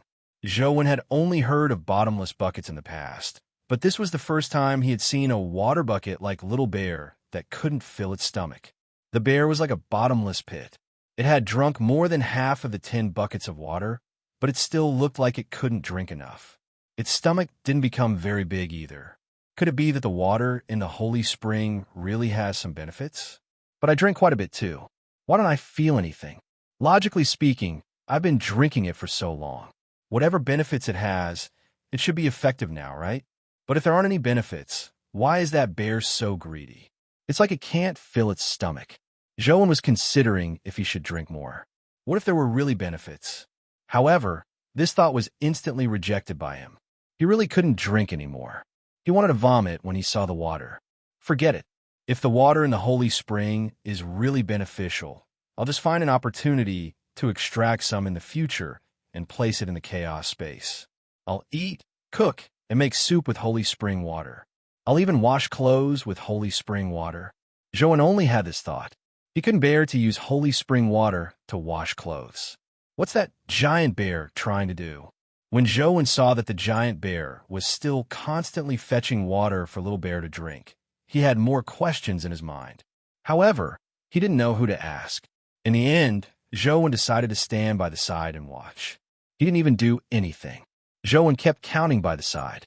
When the bear drank more than 30 buckets, it seemed to finally be full. It didn't finish the remaining half bucket of water and burped. Seeing that little bear was full, the giant bear didn't continue fetching water. It extended its claws and picked up Joan and little bear, placing them back on its back. Then, it turned around and walked into the forest.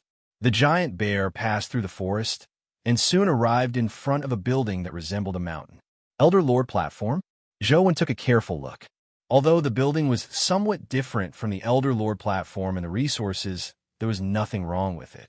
However, the height of the Elder Lord platform was many times higher than before. A conservative estimate was that it had exceeded 100 meters. Although the Elder Lord platform was much taller, its proportions hadn't changed. Therefore, it didn't look like it had changed much. Even the steps were the same, with only 33 steps. However, each step was 2 to 3 meters tall. It was quite troublesome for ordinary people to climb up. However, it wasn't troublesome for the giant bear. It used all 4 limbs to climb up step by step. I originally wanted to go up the Elder Lord platform to take a look. This is perfect. I don't have to walk by myself, and I can even ride a bear up. This treatment is considered unique, right? Joan sat steadily on the giant bear platform as the bear kept clinging to him, constantly leaning against him. The top of the Elder Lord platform was right in front of him. Joan sized up the top of the door and saw that the 3 words engraved on it weren't Elder Lord platform, but Immortal Ascension platform. At that moment, the door to the Immortal Ascension platform was closed. From the outside, one couldn't see anything inside. As for the giant bear, it had already leaned against the door and didn't rush in immediately. Joan's gaze was attracted by a pair of door frames on the left and right of the door. The door frame was shaped like a vertical drum. On the drum surface was a picture of 2 dragons playing with a pearl. And above the door frame was a sculpture of some beast. Due to the passage of time, it was somewhat deformed. It was impossible to tell what the creature was. Just as Joan was studying the exotic beast on the door frame, the giant bear suddenly leaped up and pounced at the door. In the next second, there was a boom.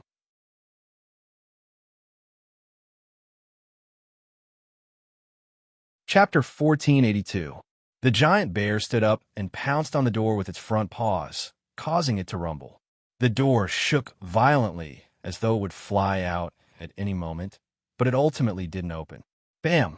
Bam! Bam! The giant bear slammed the door with its paws again and again. Joan thought to himself, this is the Grand Supreme Elder platform, the place where Grand Supreme Elder ascends. It would be a wonder if it can be opened with brute force. Crack! As Joan was thinking, he suddenly heard something amiss.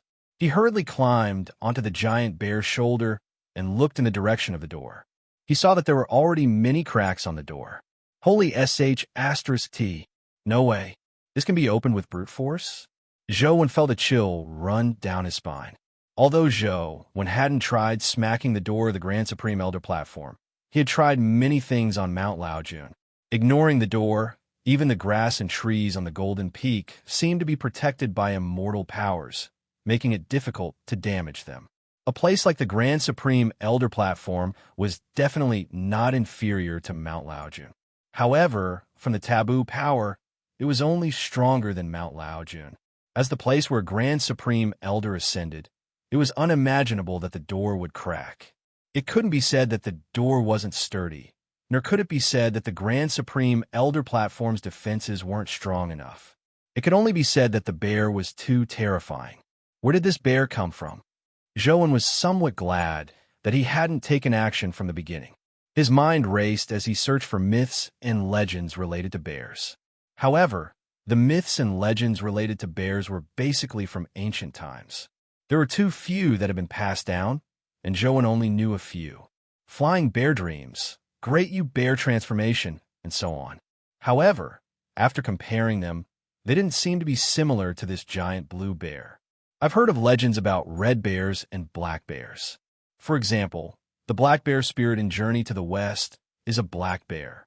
However, I've never heard of this blue bear. Could it be that it's from another zone? Joan didn't know much about the myths and legends of the other zones. After some thought, he couldn't think of any special bear-type mythical creature. The famous frost bear was white. Even if it had a tinge of blue, it would be frost blue. However, this bear was grayish-blue and didn't have any ice attributes. Pa! Pa! As the giant bear pounded on the door, more and more cracks appeared on it. It looked like it was about to be smashed. Joan and the little bear lay on the giant bear's shoulder as the flying sawdust hit them.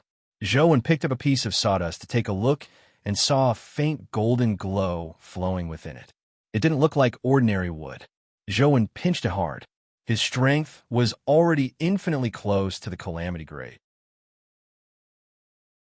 Logically speaking, it was just a piece of wood, and much of its fiber tissue had been destroyed, but he failed to deform it.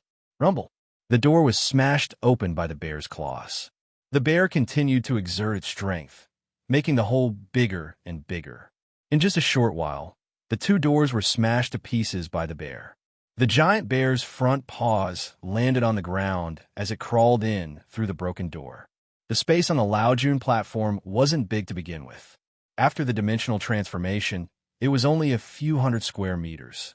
On the right was the spiritual treasure hall, on the left was the god of wealth hall, and including the main hall, there were only 3 halls.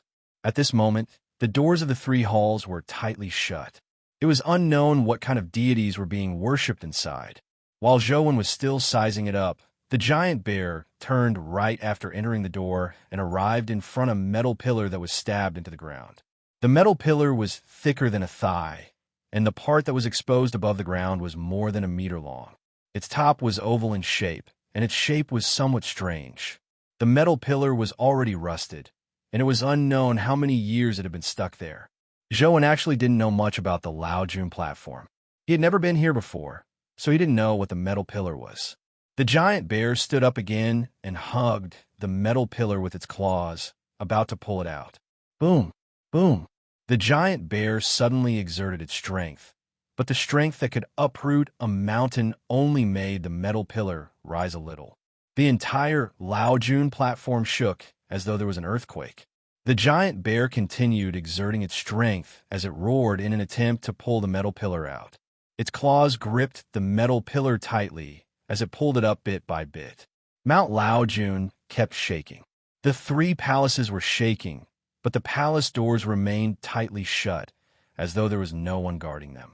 Joan had an odd expression as he thought to himself, "Isn't it said that the Laojun platform is personally guarded by the Grand Supreme Elder? Why isn't there any reaction? Could it be that the legends are wrong, and this isn't the true place where the Grand Supreme Elder ascended?"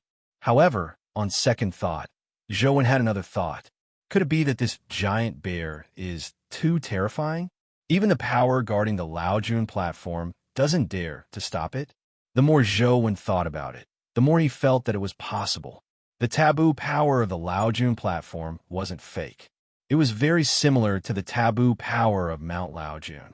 Mount Laojun had so many terrifying creatures guarding it, so it was impossible for there to be no guards here. Then, the only possibility was that the guards here were afraid of the giant bear and didn't dare to stop it.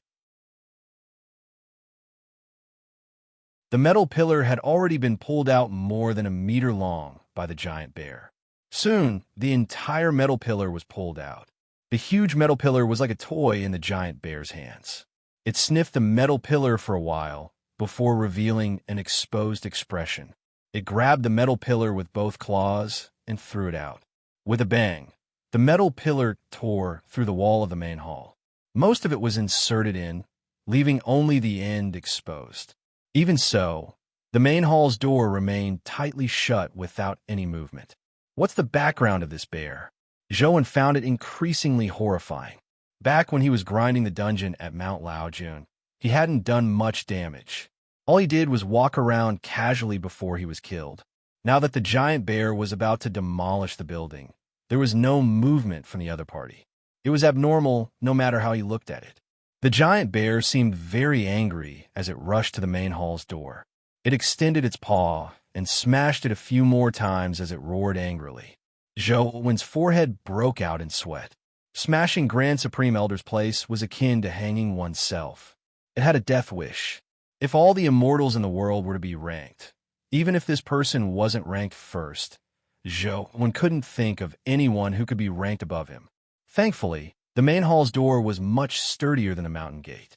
The giant bear slapped it a few times, but the door didn't suffer any damage.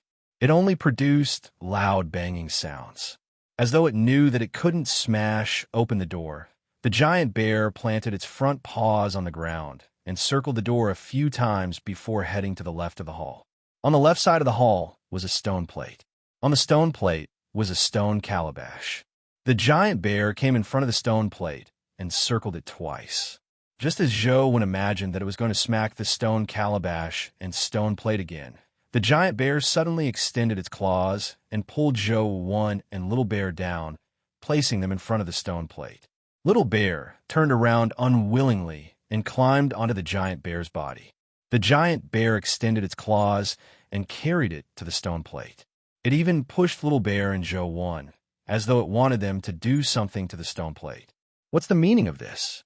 Could it be that it thinks it can't smash things alone and wants us to practice smashing things with it? Zhou thought to himself.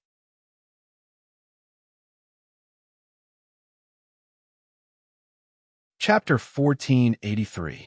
Seeing that Zhou and the little bear didn't move, the bear's temper flared. It pushed Zhou and the little bear to the side and stood in front of the stone plate. It formed a hug with its claws and moved up and down a few times in the air. Then, it turned its head and roared at Zhou and the little bear. What's the meaning of this? Are you teaching us how to cause destruction? Are you getting us to smash this calabash and stone plate? Zhou looked at the bear's actions. It seemed to be telling them to pick up the calabash and stone plate and smash them to the ground. While Zhou was still thinking, the giant bear roared at the two of them again and pushed them with its claws, almost pushing them onto the stone platform. Zhou thought to himself, that little bear is silly. It probably can't understand the bear's intentions. Now is the time for me to perform. Roar. With this in mind, Zhou mimicked the bear and let out a roar. He even extended his claws and hammered his chest. However, on second thought, it was like a gorilla's actions. The bear probably didn't have such a move. He hurriedly lowered his hand and stole a glance at the bear. Thankfully, the bear didn't mind. Only then did Zhou relax. He extended his claws and hugged the calabash, hoping to pick it up and smash it. After all, with the bear around, even if the Elder Supreme Station wanted to settle scores, it should be on the bear. Zhou believed that he was quite good at causing destruction. He prepared to pick up the stone calabash and smash it heavily to the ground. However, the stone calabash remained motionless despite his strength. It didn't seem to have any intention of getting up. The stone calabash was about 2 feet tall, so it didn't look heavy. In order to disguise himself as the little bear, Zhou used very little strength. Seeing that he couldn't move it, he secretly used more strength. However, the calabash remained motionless, as though it was welded to the stone plate below. Zhou increased his strength and tried a few times, but the outcome was the same every time. The calabash didn't even have any intention of moving. What's up with this stone calabash? Could it be that this thing is some kind of treasure? But if it's really a treasure, why would it be casually placed outside? It should be stored in the temple. Zhou sized up the stone calabash and was momentarily confused about its origins. Now, Zhou was somewhat regretful that he hadn't carefully understood the Grand Supreme Elder Platform. Zhou never expected such a situation. Originally, the Grand Supreme Platform wasn't much of a threat. He had come mainly to deal with the giant bear, but it ended up like this. By the side Little Bear seemed to be interested by Zhou-Wen's actions. It moved its fat body and squeezed over, pushing Zhou-Wen to the side. It used its 4 paws to hug the stone calabash. Even I can't carry him, so it would be a wonder if you can, Zhou-Wen thought. However, now that the baby bear had taken the initiative to jump out, it had helped him out of his predicament. Zhou-Wen was rather grateful to it. While the little bear was hugging the calabash, Zhou-Wen sized up the calabash. He saw that the calabash was engraved with cloud patterns and dragon patterns. The dragon shuttled through the clouds, and it was difficult to see its tail. It exuded a refreshing and elegant aura. Little Bear was a silly fellow. It hugged the stone gourd and had no intention of picking it up. It even wanted to bite it, as if it wanted to know if it could be eaten. After chewing twice, it didn't budge. It even used its front paws to gesture at the calabash, as if it wanted to know if it could swallow the calabash. If you can eat this thing, I'll respect you as a man. Just as Zhou-Wen was thinking, he suddenly saw the calabash glow brightly. Rays of golden light shone from the cloud patterns. The originally solid stone gourd now looked as if there was something inside. It was naturally impossible for the stone calabash to have a hole, but now the top of the calabash was shimmering with golden light. Then, a golden object spewed out from the calabash's mouth. Zhou-Wen only saw that the thing that spewed out was a pill that suffused golden light. Little Bear had already opened its mouth and swallowed the pill. After swallowing it, Little Bear smacked its lips as though it hadn't had its fill. After eating one, Little Bear wasn't satisfied. It hugged the calabash and began chewing on it. It was unknown how it did it, but soon another pill was spat out. Little Bear opened its mouth and swallowed it. Zhou-Wen didn't even see what the pill looked like, but it was shimmering with golden light. Perhaps it was because it had eaten the pill. Zhou-Wen saw a faint golden luster appear on Little Bear's fur. Furthermore, there was a fragrance. The pill that flew out of the calabash. Could it be Taishang Laojuan's golden core? Zhou-Wen's eyes nearly popped out. The little bear gnawed on it, occasionally producing a pill. It made Zhou-Wen envious. This was Taishang Laojuan's territory.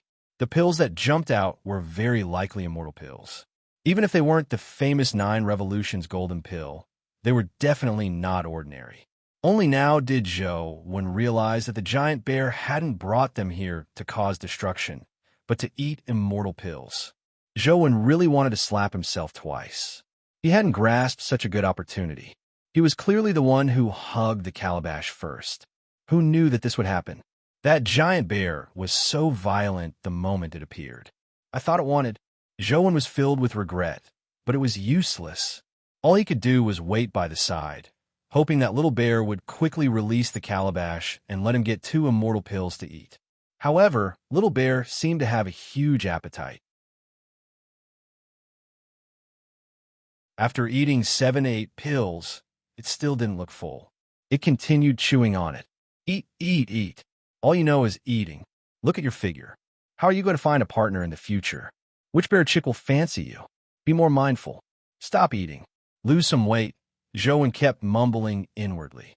He didn't know if the little bear heard his inner voice or if it was really full, but it actually let go of the stone gourd and rolled on the ground. It rolled to the side and lay on its back, panting. Its belly was bulging, and it looked like it had eaten too much. Zhou-Wen was overjoyed as he hurriedly crawled over and hugged the calabash with his claws. Ignoring the fact that the calabash was covered in Little Bear's saliva, he opened his mouth to nibble on it. Zhou-Wen naturally couldn't chew on a stone calabash. He was only mimicking Little Bear's actions. After a while, the calabash shimmered with golden light as a pill spewed out. Zhou-Wen was overjoyed when he saw this. He hurriedly opened his mouth and swallowed the pill. When the pill entered his stomach, a strange force immediately spread in his stomach. It was an extremely strange feeling. He didn't know if it was hot or cold.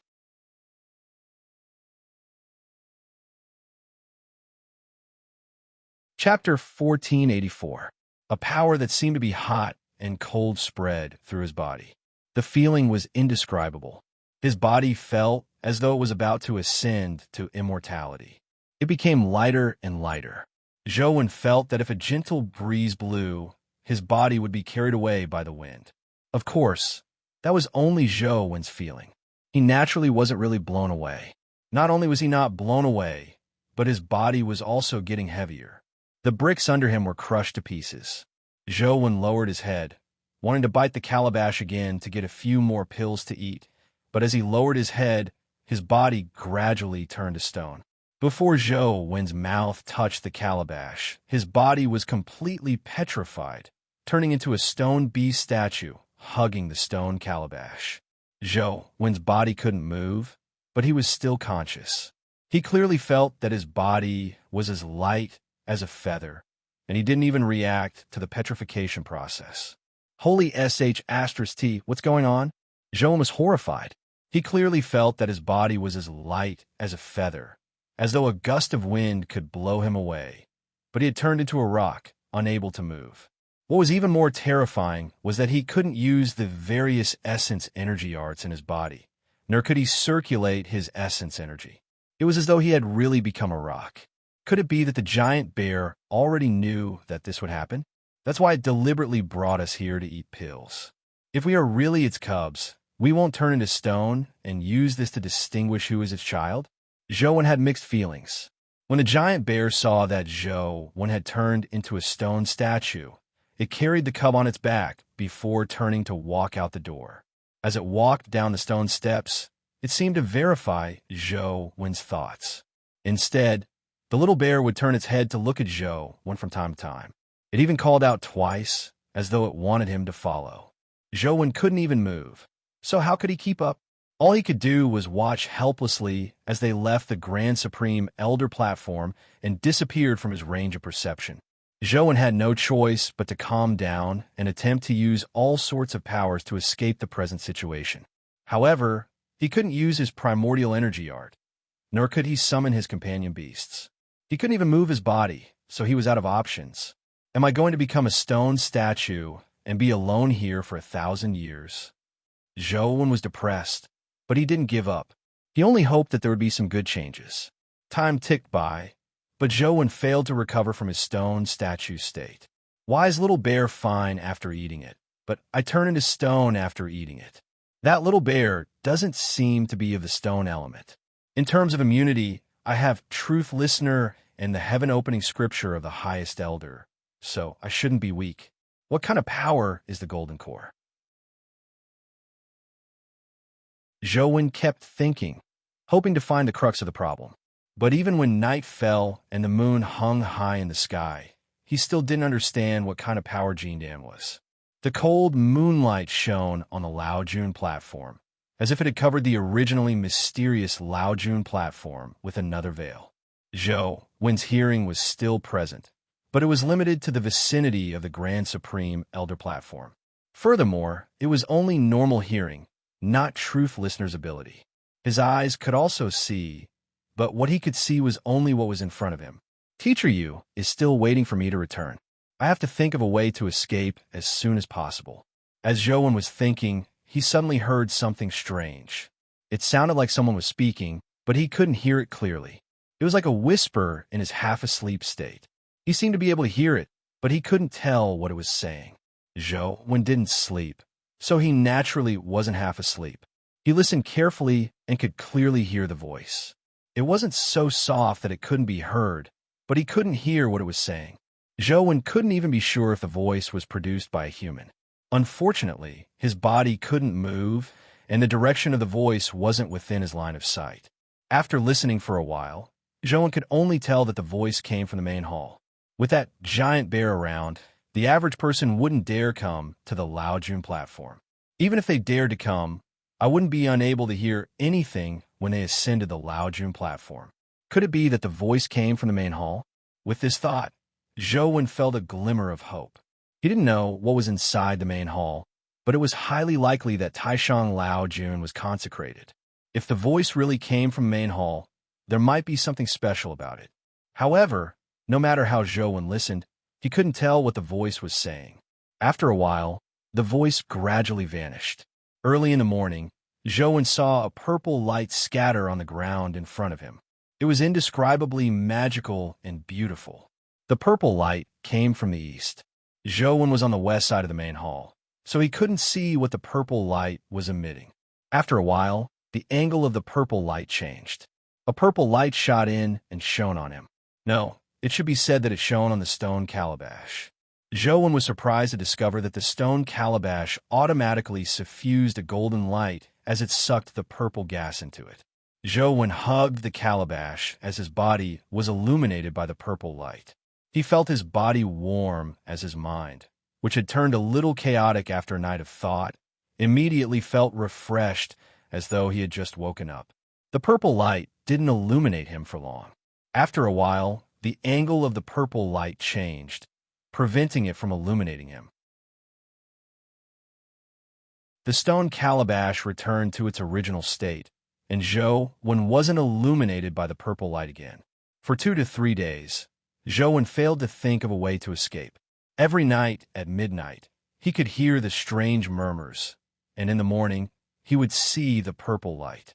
When the purple light shone on him, he vaguely felt his body show signs of recovery. However, the illumination was too short. Before he could remove his petrification, the purple light had already vanished. Although he knew that time was tight and that Yu Qiubai was definitely having a hard time holding on, he had no good solution. All he could do was be patient and listen to the murmurs every night. In the morning, he tried his best to absorb some of the purple light, like a calabash when he bathed in the purple light. However, this wasn't easy. Without using an essence energy art, it was clearly very difficult to actively absorb the purple light. Zhou kept trying, but he failed. Over the past few days, Zhou didn't see the giant bear or the baby bear. Instead, the door that had been destroyed by the giant bear automatically recovered the next day. Occasionally, Zhou could hear some dimensional creatures loitering around the Grand Supreme Elder platform, but none of them dared to ascend it. There weren't even any dimensional creatures that went up the steps. At most, they would loiter by the side of the steps for a while before leaving.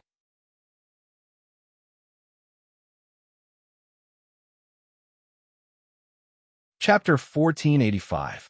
Early in the morning, Zhou was enjoying the moment of purple light when he suddenly heard footsteps coming from beneath the Grand Supreme Elder platform. At first, Zhou thought that he had heard wrongly, but he immediately heard someone speaking. "Old man, are you sure it's here?" A somewhat lazy man's voice sounded. Zhou's expression immediately turned odd when he heard the familiar voice. This was because the voice sounded like eldest senior brother Lu Yun's. It can't be. Why is Lu Yun here? Zhou was extremely puzzled.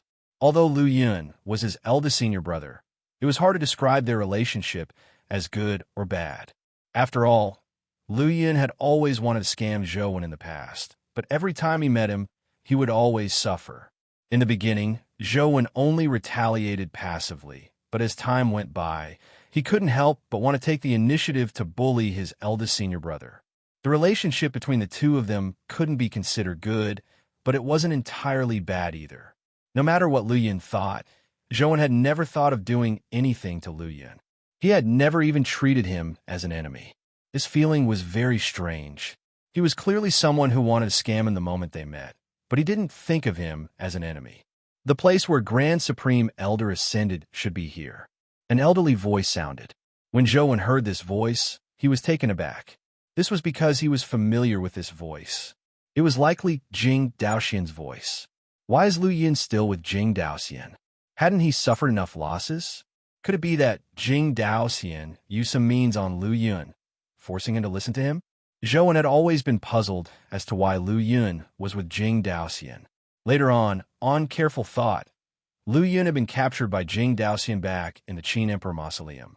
It was very likely that he had been coerced by Jing Daoxian back then. That might not be the case. Many places claim to be related to Grand Supreme Elder. You said the same thing the last time you were in my hometown. What happened in the end? Lu Yun mocked. This great immortal is the ancestor of the Dao sect. Everyone wants to be blessed by him, causing the information to be too chaotic. We need to slowly verify it. This Grand Supreme Elder platform is indeed the place where Grand Supreme Elder ascended. As long as no one arrives before us, that thing should still be here, Jing Daoxian said slowly. Let's wait and see. I don't dare to have such high hopes anymore. However, Lu Yun still didn't seem to believe Jing Daoxian's judgment. As he spoke, he was about to walk up the stairs when he was stopped by Jing Daoxian. The 33 Dao steps of the Elder Lord platform symbolize the 33 heavens. Each step is a day. It's not something that can be casually ascended, said Jing Daoxian. There's nothing special about it. Lu Yun sized up the stairs and felt that apart from being taller, there was nothing special about it. The more Zhou heard, the stranger he found it. He had been carried up by the giant bear, so he didn't think much of the steps. However, from Jing Daoxian's tone, even he didn't dare belittle the 33 steps. Taoism emphasizes returning to simplicity. The more inconspicuous a place is, the more careful you have to be. Otherwise, without me by your side in the future, you won't be able to survive even if you have 10 lives, Jing Daoxian said solemnly. I've been roaming alone for so many years, but aren't I still living well? Lu Yun said disapprovingly. If you don't believe me, you can give it a try, Jing Daoxian said slowly. I'll give it a try, Lu Yun said as he jumped up the steps. After Lu Yun landed on the steps, Zhou suddenly couldn't hear his voice. However, Lu Yun had clearly landed on the first step, so why did he seem to vanish all of a sudden? He couldn't hear his voice at all. From the looks of it, those steps are just as Jing Daoxian said. They have unbelievable power. It's just that I was carried up by the giant bear. The giant bear directly broke through the restrictions on the steps, so I didn't sense the existence of that power. Just as Zhou was thinking, he suddenly heard a tragic cry. Lu Yun, who had seemingly vanished, fell to the ground outside the steps with a tragic cry. It was as though he had appeared out of thin air. 33 steps. You can't even hold on after just 7 steps. Aren't you a little too weak? Jing Daoxian said mockingly. To be able to reach the 7th step is already a genius. A genius like me is already rare in the world. It's difficult to find one in the mortal world. There aren't many humans like me. Lu Yun got up from the ground and wiped the blood from the corner of his mouth as he stubbornly said, Which of your junior brothers isn't stronger than you? Jing Daoxian said slowly. Then I'm giving in to them. On account of us being from the same sect, I don't want to bully the weak, Lu Yun said as he twisted his neck. Luoyang's and Tianzhua, the Dugu families Dugu, the Zhang family Zhang Chunqiu, and the Xia family Xia Luchuan shouldn't be inferior to you, right? There's also that punk from the South Seas Feng family. The Ming family's sword-wielding baby isn't much weaker than you, right? A genius like you doesn't seem rare.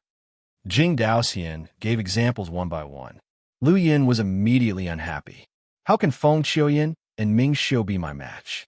And Tianzhua will at most tie with me. They can barely be considered on the same level. There's nothing to fear about the others. The tie you mentioned, is it like the last time in Luoyang's Dragon Gate Grotto? You were chased by him, but failed to catch up? That's right. As long as you don't die, it's a draw, Jing Daoxian said with a smile. How did you know? Lu Yun was alarmed as he glared at Jing Daoxian. I know a lot. Jing Daoxian didn't answer him. He looked at the steps in front of him and said, These 33 steps are the distance between heaven and earth. It's the process of going from mortal to immortal. If you can reach the 33rd step at the epic stage with your own abilities, you can break through the limits of heavenly man and advance to the mythical stage with your body. Unfortunately, there's probably no one in this world who can do it. After a pause, Jing Daoxian said, Follow me. Let's go up first.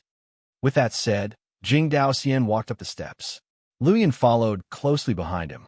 Soon, Zhou couldn't hear their voices. It was as though they had vanished from the steps. When Zhou heard their voices again, it was already more than an hour later. Jing Daoxian and Lu Yun had already arrived in front of the door. The door that had been smashed by the giant bear had already recovered. It was impossible to tell that it had been smashed. This door can't be opened with brute force. If you forcefully enter, it's very likely that you will be blasted out of Grand Lord platform. Jing Daoxian looked at the door and slowly walked to it. He reached out and knocked on it. When he knocked on the door, there was a strange rhythm. After a few knocks, the door automatically opened. Didn't you say that this door is very difficult to open? Why did it open just by knocking? Luyan naturally knew that there was something amiss about this. He said this to get Jing Daoxian to point it out. As Jing Daoxian walked into the yard, he said, "This is the door of heavenly man. As long as one has broken through the limits of heavenly man, they can naturally knock it open. Therefore, I can open it, but you can't."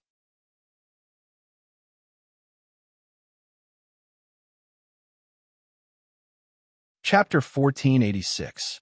What's there to be smug about? Lu Yin mumbled as he followed Jing Daoxian into the yard.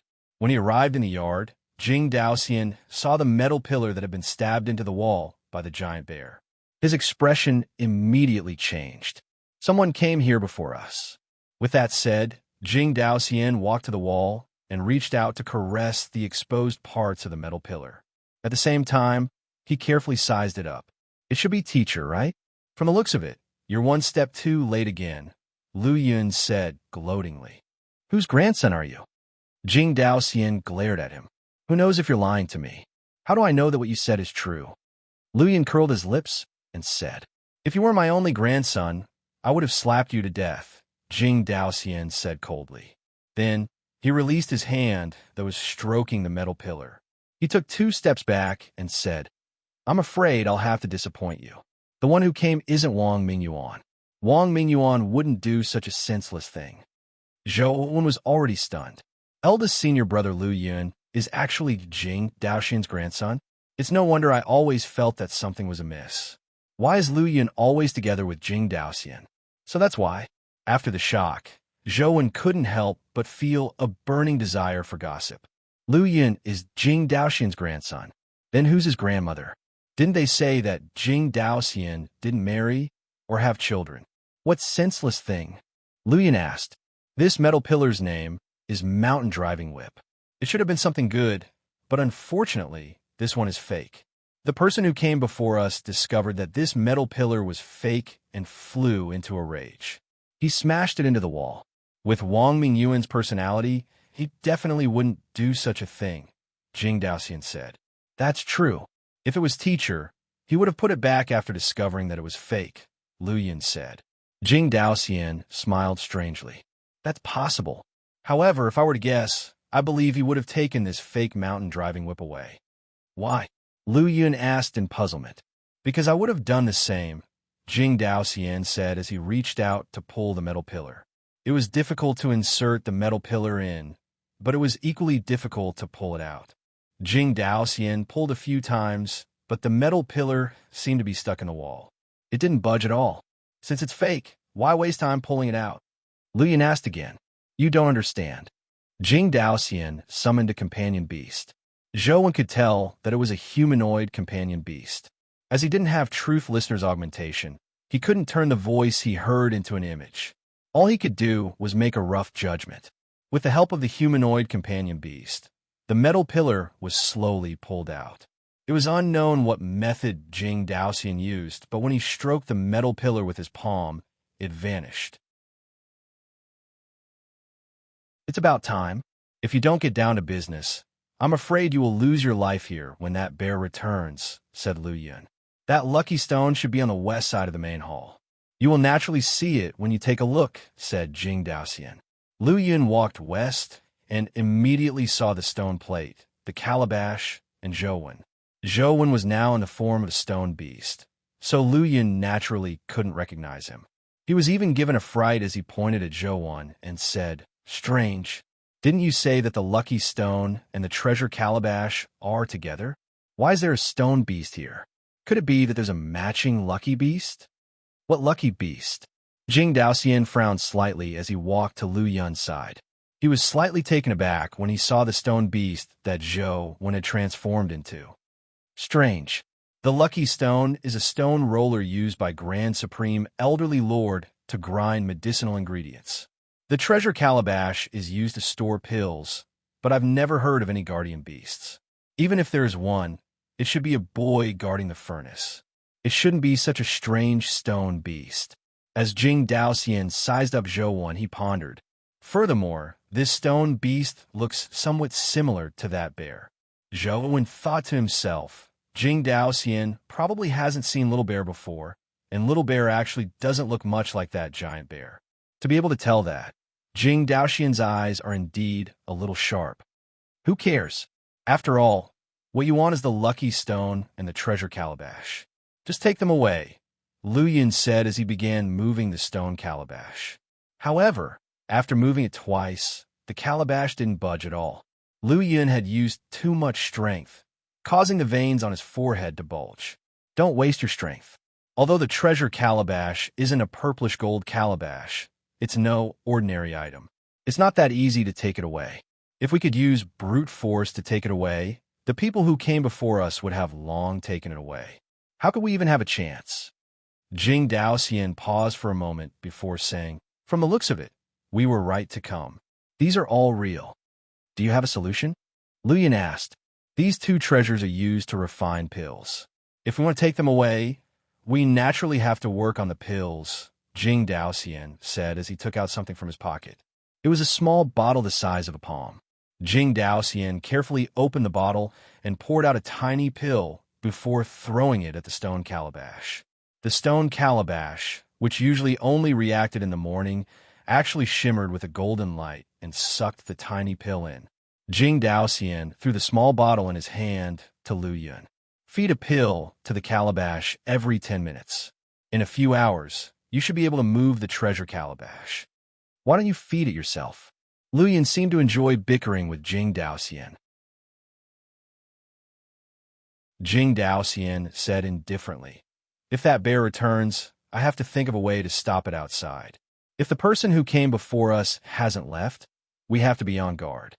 Didn't you say that there aren't more than 5 creatures on Earth that can fight that bear, and none of them are humans? Then how are you going to stop it?" Lu Yun asked in puzzlement. "Silly child. Sometimes you have to use your brain. Things that can't be done with brute force might be easily done with some small tricks. In short, stay here to feed the treasure calabash. No matter what happens outside, don't come out," Jing Daoxian said as he walked out the door and closed it from the outside.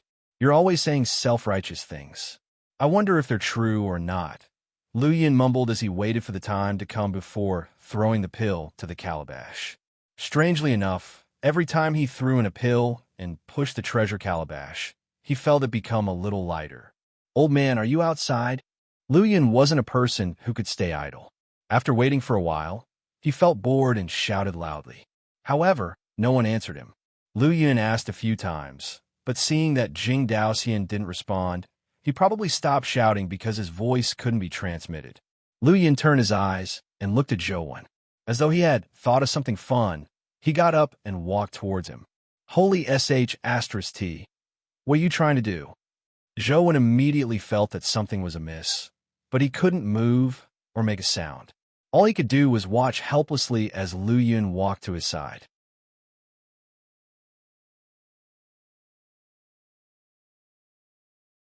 Chapter 1487. Lu Yun circled Zhou a few times before coming in front of him. He stared at his face carefully and gradually frowned. "Strange. It's clearly a stone statue. Why does it feel so cordial and 90% annoying?" Lu Yun muttered to himself as he looked at the stone beast. This punk's spiritual perception is so sharp. Zhou was given a fright, afraid that Lu Yun would see through him. He had scammed Lu Yun many times. If Lu Yun knew that he had become a stone statue and couldn't move, who knew how Lu Yun would take revenge on him? "The more I look at it, the more I hate it." Lu Yun's eyes darted around as he walked in front of him and unzipped his pants. "No, no way." Zhou was alarmed as he had the urge to turn around and flee. He seemed to have guessed what Lu Yun wanted to do. However, he couldn't escape it all. He couldn't even close his eyes. Sizzle. A stream of clear spring water splashed onto the stone beast's front leg, making Zhou want to kick Lu Yun to death. What was even more terrifying was that Lu Yun was still constantly raising the angle of the spring water launcher, causing the spring water to spray even higher. "How is it? Are you ashamed? You've never seen such a majestic treasure, right? An existence as talented as me is 1 in 100 million. To be able to see my treasure is also considered your good fortune. If you have the chance to reincarnate into a human in your next life, remember to look after me. Don't be as annoying as you are now. However, don't even think about having my wealth. To have a third of my wealth is enough for you to enjoy for the rest of your life. As Lu Yin splashed water, he boasted, "Why doesn't the heavens send down lightning to strike this fellow to death?" Zhou Wen was utterly disgusted. It was one thing for his body to be corrupted, but he still had to endure Lu Yun's psyche attack. Zhou Wen desperately exerted his strength to break free from the petrification, but it was useless. The essence, energy, and strength in his body didn't listen to him at all, as though they had been petrified. Watch my twin dragons emerge from sea. Spring soars to the 9 heavens. Lu Yin soared higher and higher, almost spraying Zhou Wen's shoulder. Die, die, die. Zhou Wen roared inwardly as he struggled with all his might, but it was useless. Bam! At that moment, Zhou Wen suddenly felt his body turn heavy. The feeling of ascension vanished, and at the same time, his body was released from its petrified state. After a burst of white smoke, Zhou Wen returned to his original appearance from his petrified state. The sudden turn of events left Zhou Wen and Lu Yin stunned. Ah! The two screams overlapped as Zhou Wen quickly retreated. As Lu Yin retreated, he pulled at his zipper, but in his panic, the zipper got stuck in his flesh. Holy **T. Holy **T. Lu Yun's face turned green from the pain. He clutched his wound and jumped around. Zhou Wen quickly took off his shirt and threw it far away. The sleeve of his shirt was wet. Are you AF **King pervert? You turned into a stone statue and peeked at me. Lu Yin recovered and pointed at Zhou Wen as he cursed. Pooey, you're the freaking pervert. You're a human, not a beast. Instead of going to the bathroom, you came to the Grand Supreme Elder's platform to do such a thing. Aren't you afraid that the Grand Supreme Elder will strike you to death with lightning? Zhou Wen immediately retorted, It's my business where I want to relieve myself. What's wrong? Are you feeling inferior because you see that this young master has a lot of capital? It's fine. It's only right for a senior brother to be older than a junior brother. Besides, you're my junior brother. Lu Yin deliberately emphasized the word junior. Wealth? Are you referring to that bean sprout? Zhou Wen curled his lips. **CKU. You're just plain jealous. How can your bean sprout? The two of them cursed for a while, but they couldn't think of any words. Their mouths were dry. Zhou Wen leaned against the wall to catch his breath, while Lu Yin took out a pill to feed the treasure calabash. I never expected you to be Jing Daoxian's grandson, eldest senior brother. It's no wonder you were so sure that Jing Daoxian wouldn't harm you the last time, Zhou Wen said with a strange expression as he took a deep breath and looked at Lu Yin. After Lu Yin finished feeding the treasure calabash, his expression turned odd when he heard Zhou Wen's words. Looking at the door and seeing that it was tightly shut, Lu Yin lowered his voice and said, Jing Daoxian is very sure that I'm his grandson. He treats me well, but teacher said that I'm not Jing Daoxian's grandson. Zhou Wen was taken aback when he heard that. How can a person like Jing Daoxian not know his own family? However, teacher isn't someone who spouts nonsense. That's why I don't know who to trust. Logically speaking, it's impossible for old master Jing Daoxian to be wrong, but teacher's words have never been wrong. Lu Yin was also very depressed. Haven't you asked your parents? Zhou Wen asked. My parents are long dead. How can I ask? Should I cut my throat and look for them? Lu Yin rolled his eyes at Zhou Wen. Then how can Jing Daoxian be sure that you are his grandson? Zhou Wen frowned. How would I know? After we met him in the Qin Emperor Mausoleum, he said that I was his grandson for no reason, but he didn't say the reason. In the beginning, I thought that he was deliberately taking advantage of me. Later, he gave me quite a lot of benefits and made it seem real, Lu Yin said gloomily. With that said, Lu Yin suddenly came to Zhou Wen's side and grabbed his collar. He stared into his eyes and almost stuck to his face. With a heavy expression, he said, Let me ask you a question. You have to answer me honestly. Ask whatever you have to say. Why are you grabbing me? Zhou Wen asked. Lu Yin didn't let go as he continued grabbing him and asked, Why did you suddenly come here and transform into a stone beast? Did teacher get you to come? No, I didn't plan on transforming into a stone beast. That's what happened. Zhou Wen roughly recounted what had happened. After Lu Yun heard that, his expression seemed to ease up a little. However, he still asked worriedly, "Teacher really didn't get you to come?" "It really wasn't," Zhou Wen answered with certainty. Then, he looked at Lu Yun and asked, "Are you suspecting that teacher has ulterior motives towards you?" Lu Yun released Zhou Wen's collar and said with a strange expression, "It's not suspicion, but horror. Don't you think that there's something wrong with teacher?" "Of course there's something wrong. He has already become the Dragon King of the dimension," Zhou Wen said. "I'm not talking about that. I'm talking about us disciples. I'm treated as a grandson by Jing Daoxian. Hui Haifeng is the president, and Little Ya is the president of the Holy Spirit Association. If I'm not wrong, the immortal in the League of Defender is very likely Jiang Yan. Together with you, all the disciples he has taken in don't seem to be simple. He has only taken in a few disciples after so many years, but they all have achievements that ordinary people can't reach. Isn't this probability too low? Apart from our teacher, who else have you seen with such abilities?" Lu Yun said with a strange expression. Zhou Wen actually had such a feeling before, but he didn't say it out loud like Lu Yun.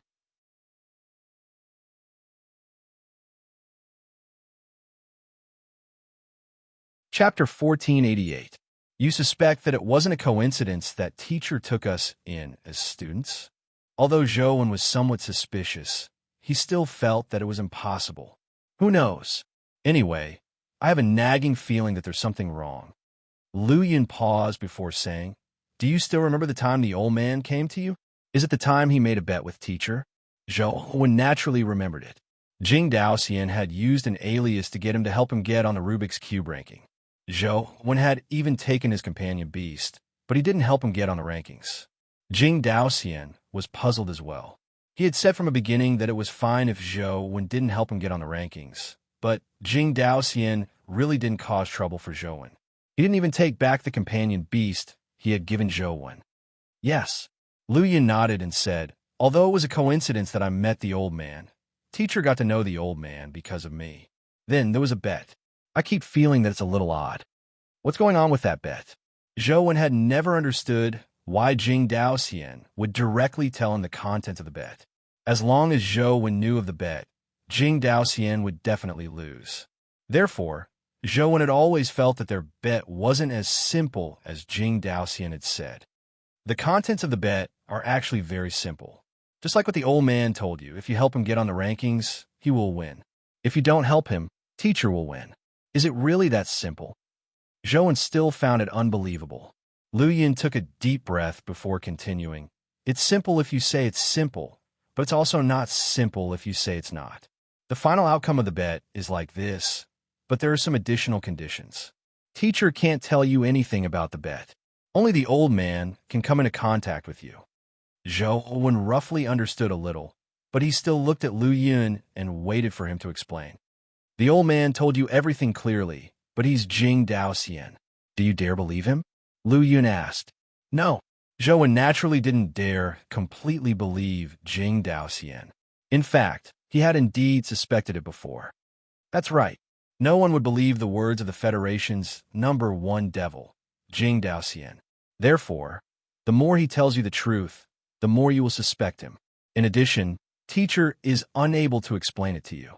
Ordinary people might overthink things and help him ascend the rankings. Lu Yun smiled and said, "The old man is betting that you won't believe him. You will have doubts in your heart and think wrongly. Unfortunately, he lost the bet in the end. I didn't expect you to be so determined and not give him a chance at all." Zhou Wen smiled bitterly inwardly. In fact, he wasn't that determined. However, the matter back then was very troublesome, forcing him to keep working. He didn't care about this matter at all. Later, when he recalled this matter, Venus had already exploded. Naturally, the matter was left unsettled. He never expected that he would help Wang Mingyuan defeat Jing Daoxian in such a manner. This was something he never expected. It was purely unintentional. "What are their stakes?" Zhou Wen asked again. "I don't know. Only they know the stakes. I don't know what they are betting," Lu Yun said helplessly.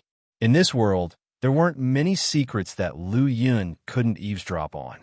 There weren't many people who could stop him from eavesdropping. However, there happened to be two people who could stop him, so Lu Yun really didn't hear anything. Zhou didn't know if Lu Yun was lying, but when he thought of Wang Mingyuan and Jing Daoxian's style of doing things, he felt that the possibility of Lu Yun knowing was slim. Zhou had no choice but to ask, "Why did you follow Jing Daoxian to Mount Laojun to get this calabash? Didn't the old man tell you last time that he doesn't have much lifespan left? He has to find a way to extend his lifespan. The simplest and most direct method is, of course, to create an elixir of immortality. This calabash and millstone are legendary treasures used by Elder Lord to refine pills. They have miraculous abilities, and the old man wants to use them to refine pills." Lu Yun didn't hesitate to reveal Jing Daoxian's goal. As the two of them were chatting, Zhou suddenly heard a roar coming from beneath the Elder Lord platform. A ferocious beast was running towards the Elder Lord platform. Strange. Zhou used Truth Listener to scan the foot of the mountain and realized that the dimensional creature wasn't a giant bear. It was a shimmering golden monster that looked like a tiger or a lion. It was covered in scales and had horns on its head. From afar, it looked like the mythical Qilin, but upon closer inspection, it didn't look like it. He couldn't tell what kind of creature it was. Could it be that the terrifying creature mentioned by the survivors is this one and not the giant bear? Zhou immediately realized that he had been wrong from the beginning. He instinctively believed that there was only one calamity creature at the Elder Lord platform, but he never expected there to be another one. As the saying went, two tigers can't share a mountain didn't seem to exist here. The monster roared as it charged up the steps of the Elder Lord platform before disappearing from Zhou's range of perception as though it had turned invisible. Rumble. After a while, Zhou sensed a terrifying force erupting on the seventh step.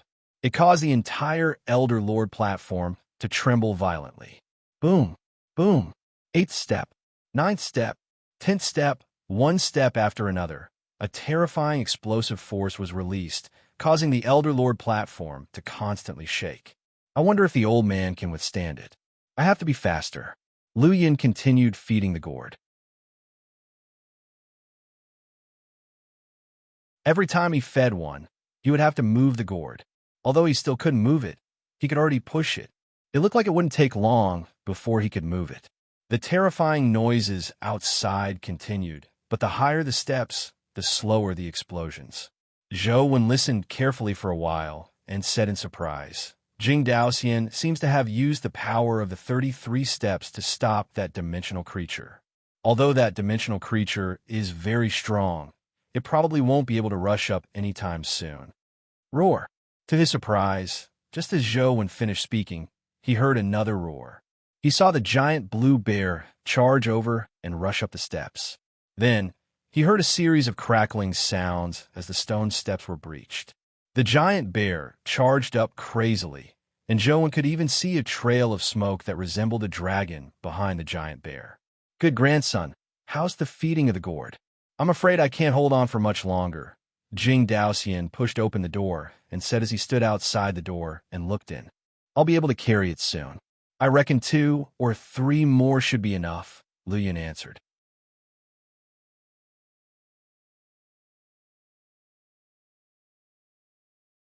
Chapter 1489.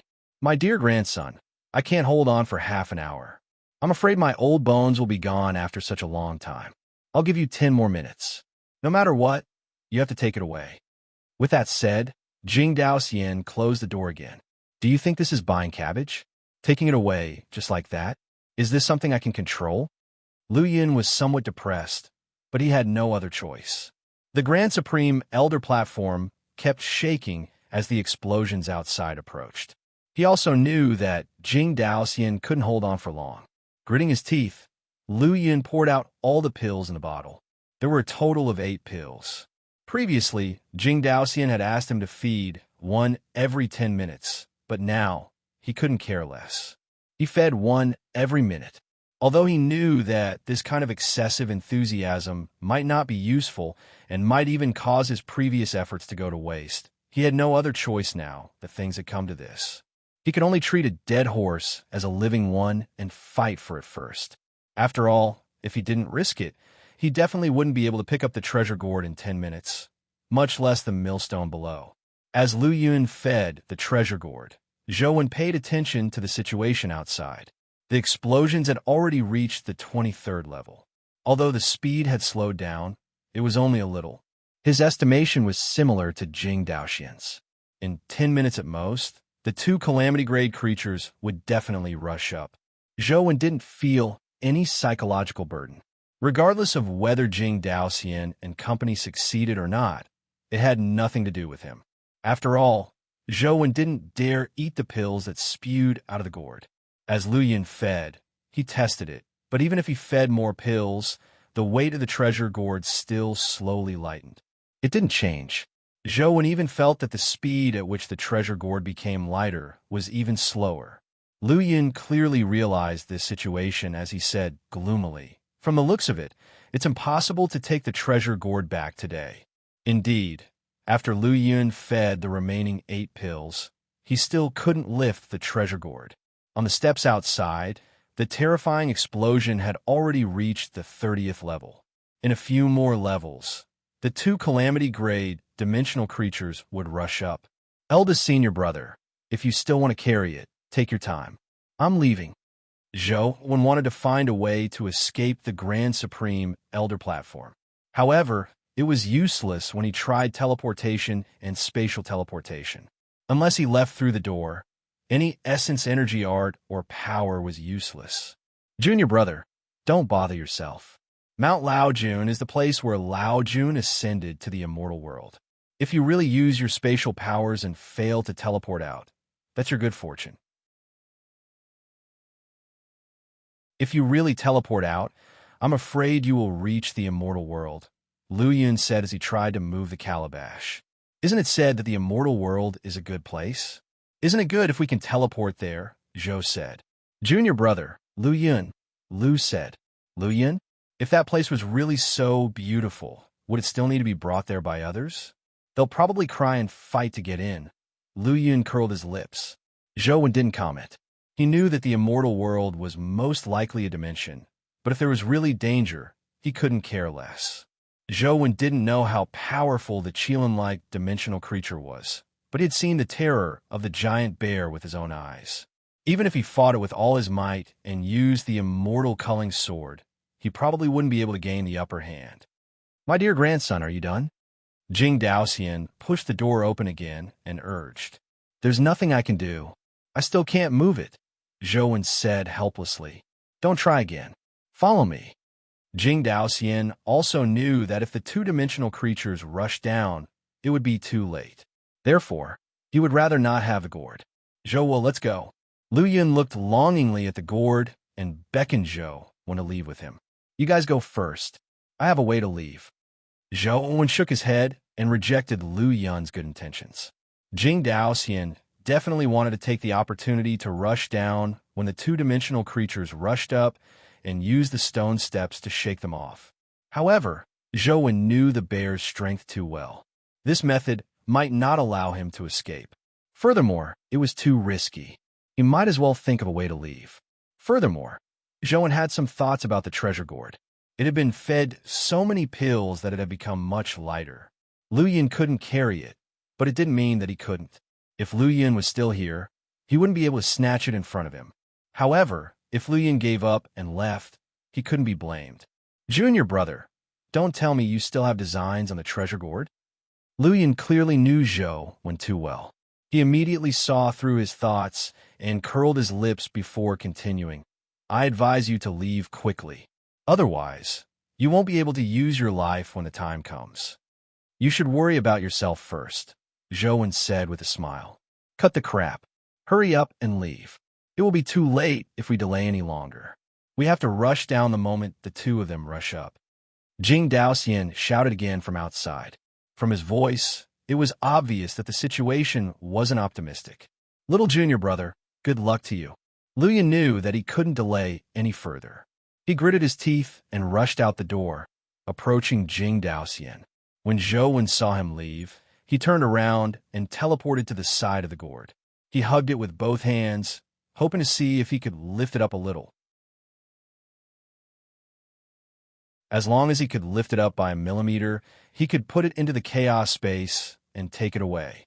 However, if he couldn't lift it up, it was impossible to put into the chaos space. When Zhou hugged the gourd with both hands and exerted strength, he nearly fell to the ground. The stone gourd was easily picked up by him. It felt as light as a bubble without any effort. Strange. Why did it become so light? It's like a bubble?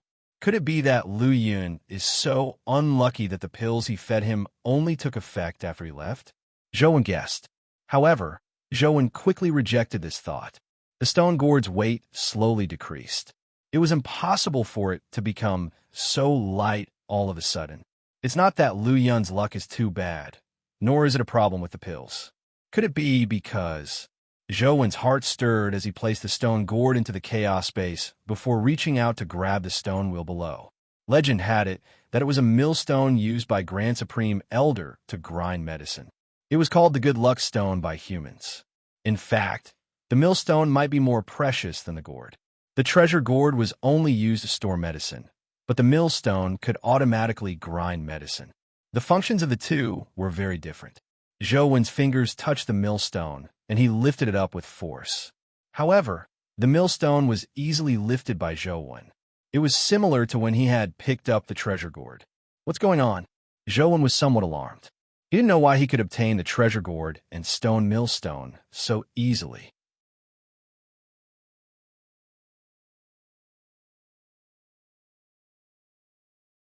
Chapter 1490.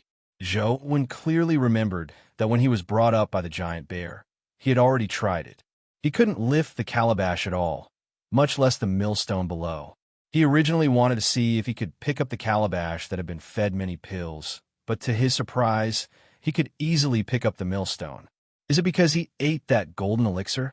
After some thought, Zhou realized that there was only one possibility. Otherwise, it was impossible for the millstone and calabash to become lighter out of thin air.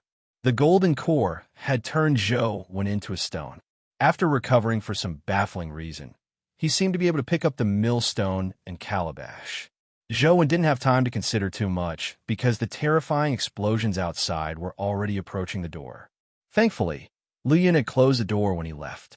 Otherwise, the two terrifying dimensional creatures would have already rushed in. Zhou had been paying attention to the situation outside. At the instant the two terror creatures rushed up, Jing Daoxian rushed down with Lu Yun. The timing was just right. The two terrifying creatures rushed to the door, but the two of them rushed down. The giant bear roared and turned to chase after them. When Zhou saw this scene, he knew that his previous worries were correct. The giant bear's intelligence wasn't ordinary. Zhou had previously been fooled into becoming a stone statue by it. He didn't believe that it would watch them escape. Now, as Zhou had expected, the giant bear chased after them. Unfortunately, the golden Qilin-like dimensional creature didn't chase after them. It observed the door of the Grand Elder platform and circled around it a few times.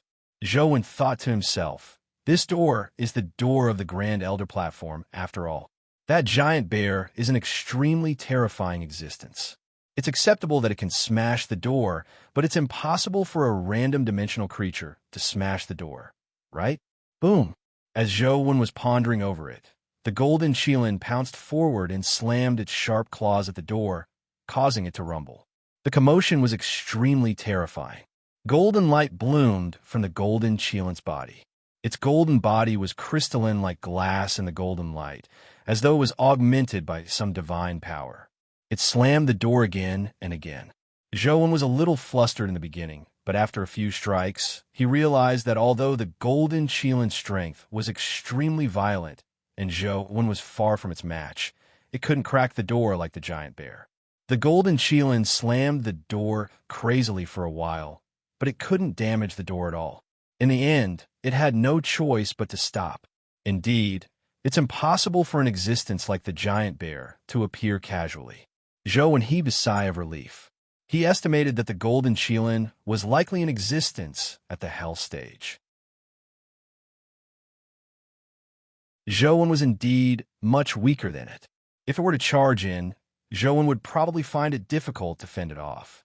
All he could do was think of a way to escape. Now that the golden Qilin couldn't enter, Zhou had more choices. It was best to wait for it to leave before thinking of a way to leave the Grand Supreme Elder platform. Zhou was somewhat worried about whether he could successfully walk down the 33rd step. Previously, it was the giant bear that brought him up. If he wanted to go down now, it would not be so easy. Just as Zhou was pondering over it, he suddenly realized that the golden Qilin had another abnormal movement. It walked to the door, but this time it didn't strike the door. Instead, it raised its front claw and knocked on the door with a flashing golden claw. Oh no! Zhou's expression changed drastically when he heard the rhythm of the golden Qilins knocking on the door. The rhythm was identical to Jing Daoxian's knocking. It was clearly the method to open the door of the Grand Supreme Elder platform. Holy sh**t. This fellow actually knows how to use such a method to open the door. How intelligent is it? Zhou was alarmed as the door slowly opened. The extremely ferocious face that resembled a tiger and a lion immediately appeared in Zhou's eyes. He had heard it before, but now that he saw it with his own eyes, it felt somewhat different. The ferocious gaze and domineering aura gave it the nobility of standing at the top of the food chain. That nobility wasn't because of its beauty, but because of its unparalleled strength. Zhou held the immortal culling sword in hand and wore the dragon prisoner armor. At the same time, he circulated the Calamity Grade Ancient Sovereign Sutra. Although the Calamity domain of the Ancient Sovereign Sutra couldn't kill and could only heal living beings, the Calamity Grade Ancient Sovereign Sutra could greatly improve Zhou's various qualities, making him comparable to a true Calamity Grade creature. Zhou had no intention of retreating as he stared at the golden Qilin with his sword. The Grand Supreme Elder platform was only so big, so there was definitely nowhere to hide. All he could do was lure the golden Qilin in. It would be best if he could kill it. If he couldn't, he would find an opportunity to rush down the Grand Supreme Elder platform. After the golden Qilin opened the door, it didn't immediately attack Zhou. Instead, it slowly walked to the door and stared at him. Zhou imagined that it was about to launch an attack, but to his surprise, the fellow swung its tail and closed the door. Zhou's heart sank. This action once again proved that this fellow's intelligence was extremely high. Furthermore, it was extremely sinister and vicious. With the door closed, this was an independent space. Even if Zhou, when teleported, he wouldn't be able to leave unless he opened the door first. Although Zhou had already memorized Jing Daoxian's method of opening the door, it took time to open it. In front of such a terrifying creature, it was definitely not an easy task to open the door. After the golden Qilin closed the door, it didn't immediately attack Zhou. Its body trembled as golden light bloomed from its body. The golden light instantly enveloped the entire yard. Zhou gathered his strength to resist the golden light.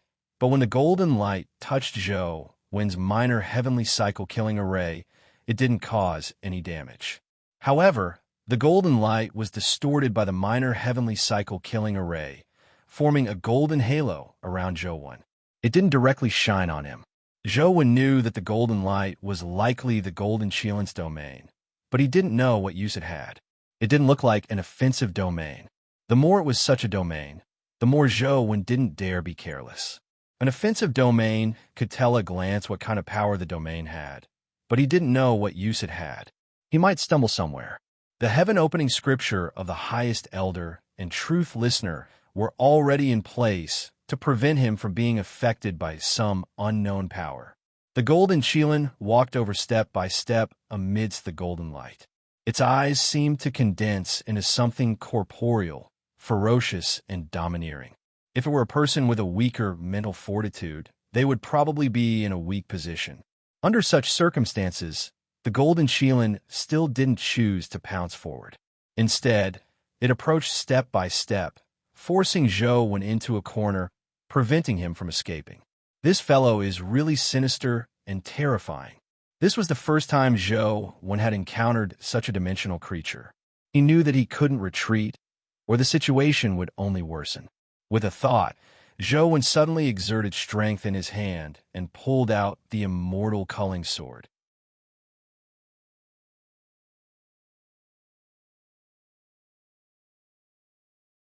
Chapter 1491. Not even the Golden Shilin could ignore the terrifying sword chi that erupted from the immortal culling sword. The Golden Shilin's sharp claws brought with them a dazzling golden light as they met the immortal vanquishing sword. They were so fast that Zhou Wen's vision was filled with afterimages. He couldn't tell the true trajectory of the sharp claws. Dang! The kill immortal sword collided with the claw light. The immortal slaying sword chi was torn apart by the claw light, but when the claw light touched the blade of the kill immortal sword, it was cut off. Even the Golden Shilin's blade-like nails were sliced off by the blade of the immortal culling sword.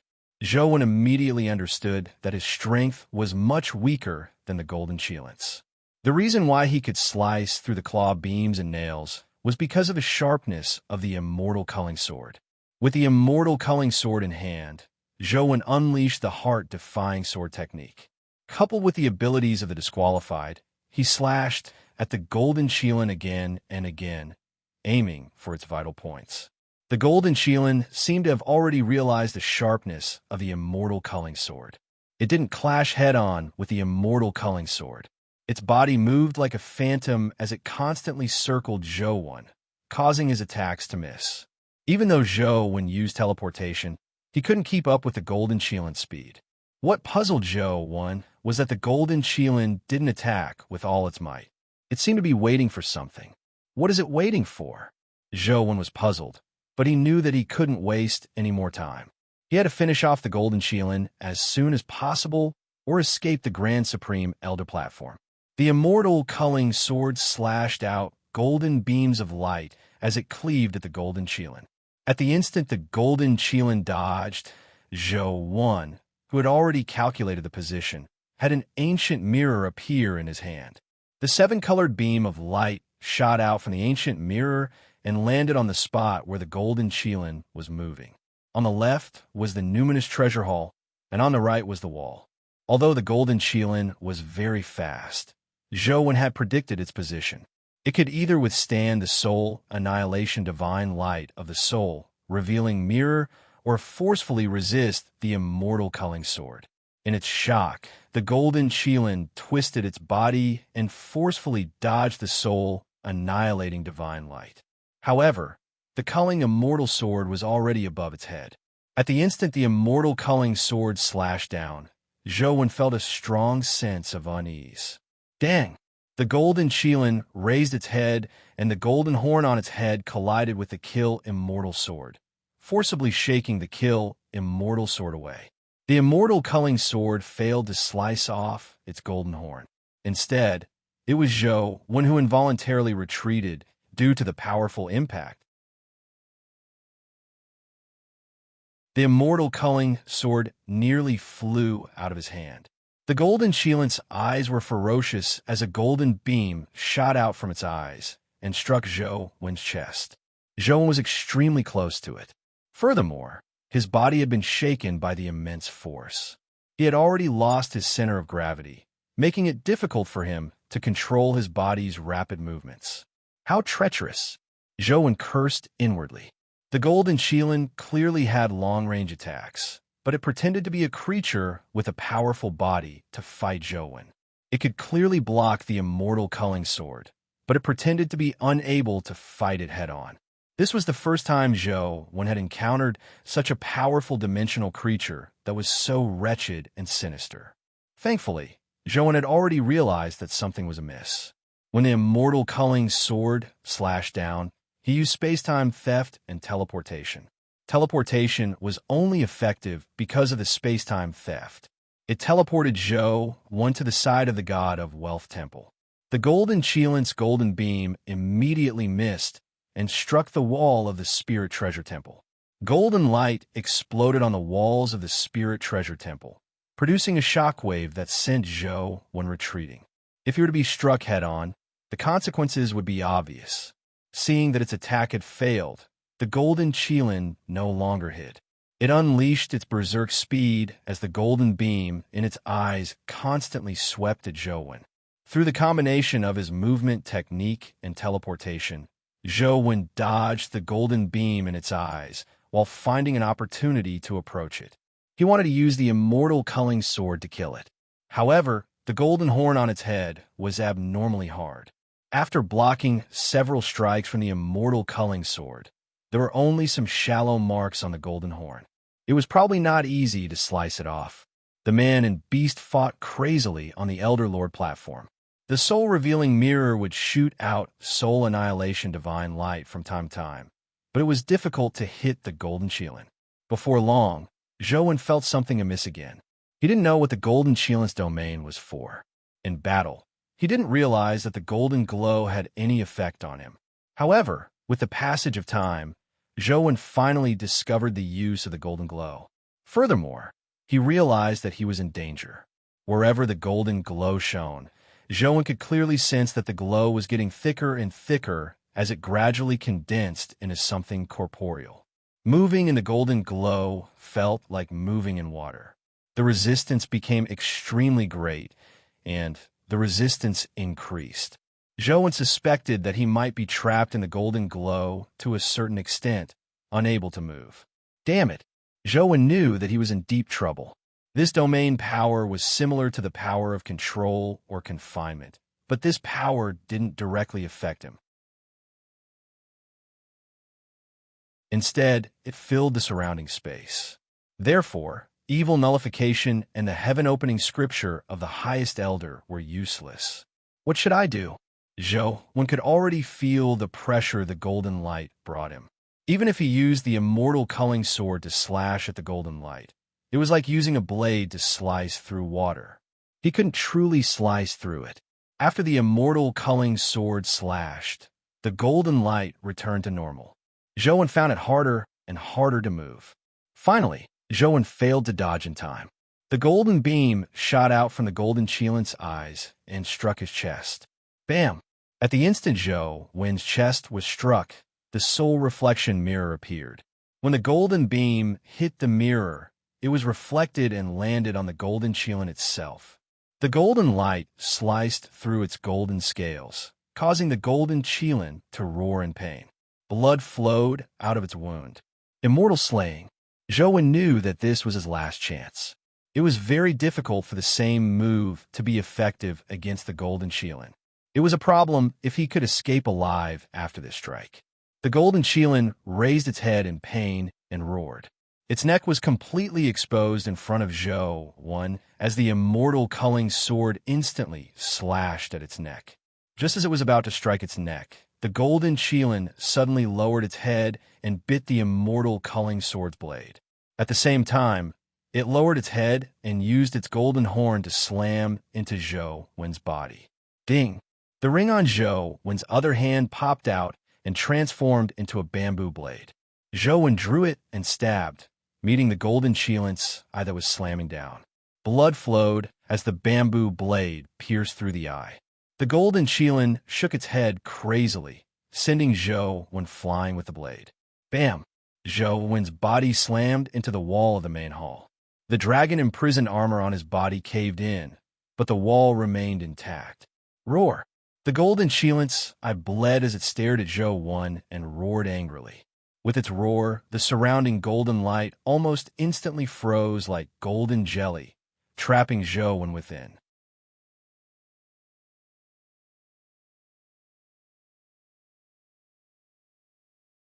Chapter 1492. Zhou felt as though his body had sunk into solidified concrete. He couldn't move at all. The golden Qilin walked over step by step in the golden light. Its eye that had been pierced by Zhou was still bleeding. It opened its mouth and bared its teeth, looking ferocious as though it wanted to skin Zhou alive. It's over. Zhou wanted to teleport, but the entire Grand Supreme Elder platform was filled with frozen light. There was no space for him to teleport. All he could do was watch helplessly as the golden Qilin gradually approached. Even the soul reflection mirror was frozen in midair. It could only release divine light in one direction, but it was useless. Ding! Just as Zhou was in despair, he suddenly heard a strange sound from his pocket. Zhou was first taken aback before he realized that this was the sound produced by the mysterious phone. But why was the mysterious phone producing such a strange sound? Zhou didn't know what had happened. However, Zhou knew what had happened next. This was because the two golden WIRMs had returned to him. Before he could think further, the golden Shilin had already opened its mouth and bit down at Zhou. If it had bitten down, Zhou's head would probably have to bid farewell to his body. Without any hesitation, Zhou summoned the two golden WIRMs and transformed them into scissors. At the instant the golden Shilin bit down, the two golden WIRM scissors pierced through the frozen golden light and rushed into the golden Shilin's mouth before charging down with indomitable force. Zhou saw the golden Shilin spew out blood as golden blood splattered all over his face and body. Zhou could sense that the pair of golden WIRM scissors were crazily grinding in the golden Shilin's abdomen, turning its organs into a mess. Ha! The heavens are really helping me. The golden WIRM came out at this moment. Zhou knew that he was really lucky. If the golden WIRM had come out any later, Zhou would have been dead. If it had come out earlier, he might not have had the chance to rush into the golden Shilin's stomach. Although the golden WIRM was at the calamity grade and was sharp enough, they were only at the mortal stage. If they hadn't coincidentally rushed into the golden Shilin's stomach, they might not have been able to severely injure it. The pair of golden WIRM scissors frantically twisted the golden Shilin's stomach as it rolled on the ground with a tragic cry. Blood spewed out of its mouth like a fountain. The golden Shilin struggled a few times to pounce at Zhou, but due to the excruciating pain, it collapsed again. Kill it! Kill it! Zhou was still trapped in the frozen golden light, unable to move. All he could do was cheer for the two golden WIRMs inwardly. Seeing that the golden Shilin was about to die, Zhou suddenly felt a sense of danger. In the next second, the golden Shilin's entire body shone with golden light, and its body turned into a golden crystal. One could clearly see the pair of golden jiao scissors intertwining inside. But that wasn't the main point. The main point was that the golden Shilin's sinister expression was filled with determination, and there was a strange energy surging within its translucent golden body, as if it could explode at any moment. It's going to self-destruct. Zhou was alarmed. He wanted to escape, but it was too late. The solidified golden light also blossomed with the golden Shilin, releasing an extremely terrifying energy. It was about to self-destruct along with the golden Shilin. However, the terrifying energy fluctuations made Zhou know that even the absolute defense dragon and prison armor probably couldn't withstand the might of the self-destruction. The might produced by the self-destruction of a hell-level life form far exceeded the limits of what Zhou could withstand. Without any hesitation, Zhou wanted to summon the Chaos Egg. Whoosh! A huge palm descended from the sky, instantly shattering the solidified golden light. It shattered like glass and scattered to the ground. Zhou's body fell as well. He watched helplessly as the huge palm slapped down at the golden Shilin that was about to self-destruct. With a thought, the golden Jiao instantly returned to Zhou's body before he heard a slap. The golden Shilin, which had condensed terrifying power, was slapped to the ground. Its body was pressed down by the huge palm as though it had been flattened. Zhou heard firecrackers from under the palm. After a moment, there was no more movement. Zhou looked in the direction of the furry palm and saw the giant bear's head extend in from outside the wall. Its two front claws were already inside the wall, and the back half of its body was still outside. As for the tiny bear, it was currently lying on the giant bear's shoulder. The giant bear raised its hand and slapped the golden Shilin's claws. The floor tiles beneath its claws shattered, as though something had exploded. As for the golden Shilin's body, it had already vanished, leaving only a golden horn in the shattered tiles. Zhou was alarmed. The golden Shilin was a terrifying existence. It was very likely a hell-level existence, but the power of its self-destruction had been suppressed by a single claw of the giant bear. It was unimaginable what kind of power it was. Zhou couldn't even defeat the golden Shilin, so now that he was being targeted by the giant bear, he naturally didn't feel any joy from escaping death. Boom! The giant bear climbed over the wall and walked in. Only then did Zhou realize that the giant bear didn't need to enter through the door. It could directly climb over the wall. Climbing over the wall wasn't as simple as flipping it over. If it was really a wall, no matter how tall it was, Zhou could still fly over it.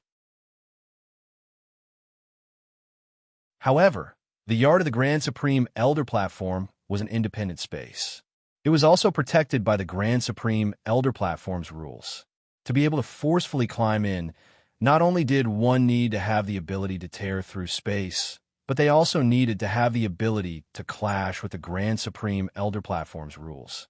Zhou was temporarily unable to estimate how terrifying the power required was. Zhou watched the giant bear climb into the yard. Although he knew it was useless, he subconsciously retreated. Countless thoughts flashed through his mind, but he couldn't figure out how to protect his life under the giant bear's claws. After the giant bear entered the yard, its body became much smaller. It wasn't as exaggerated as before.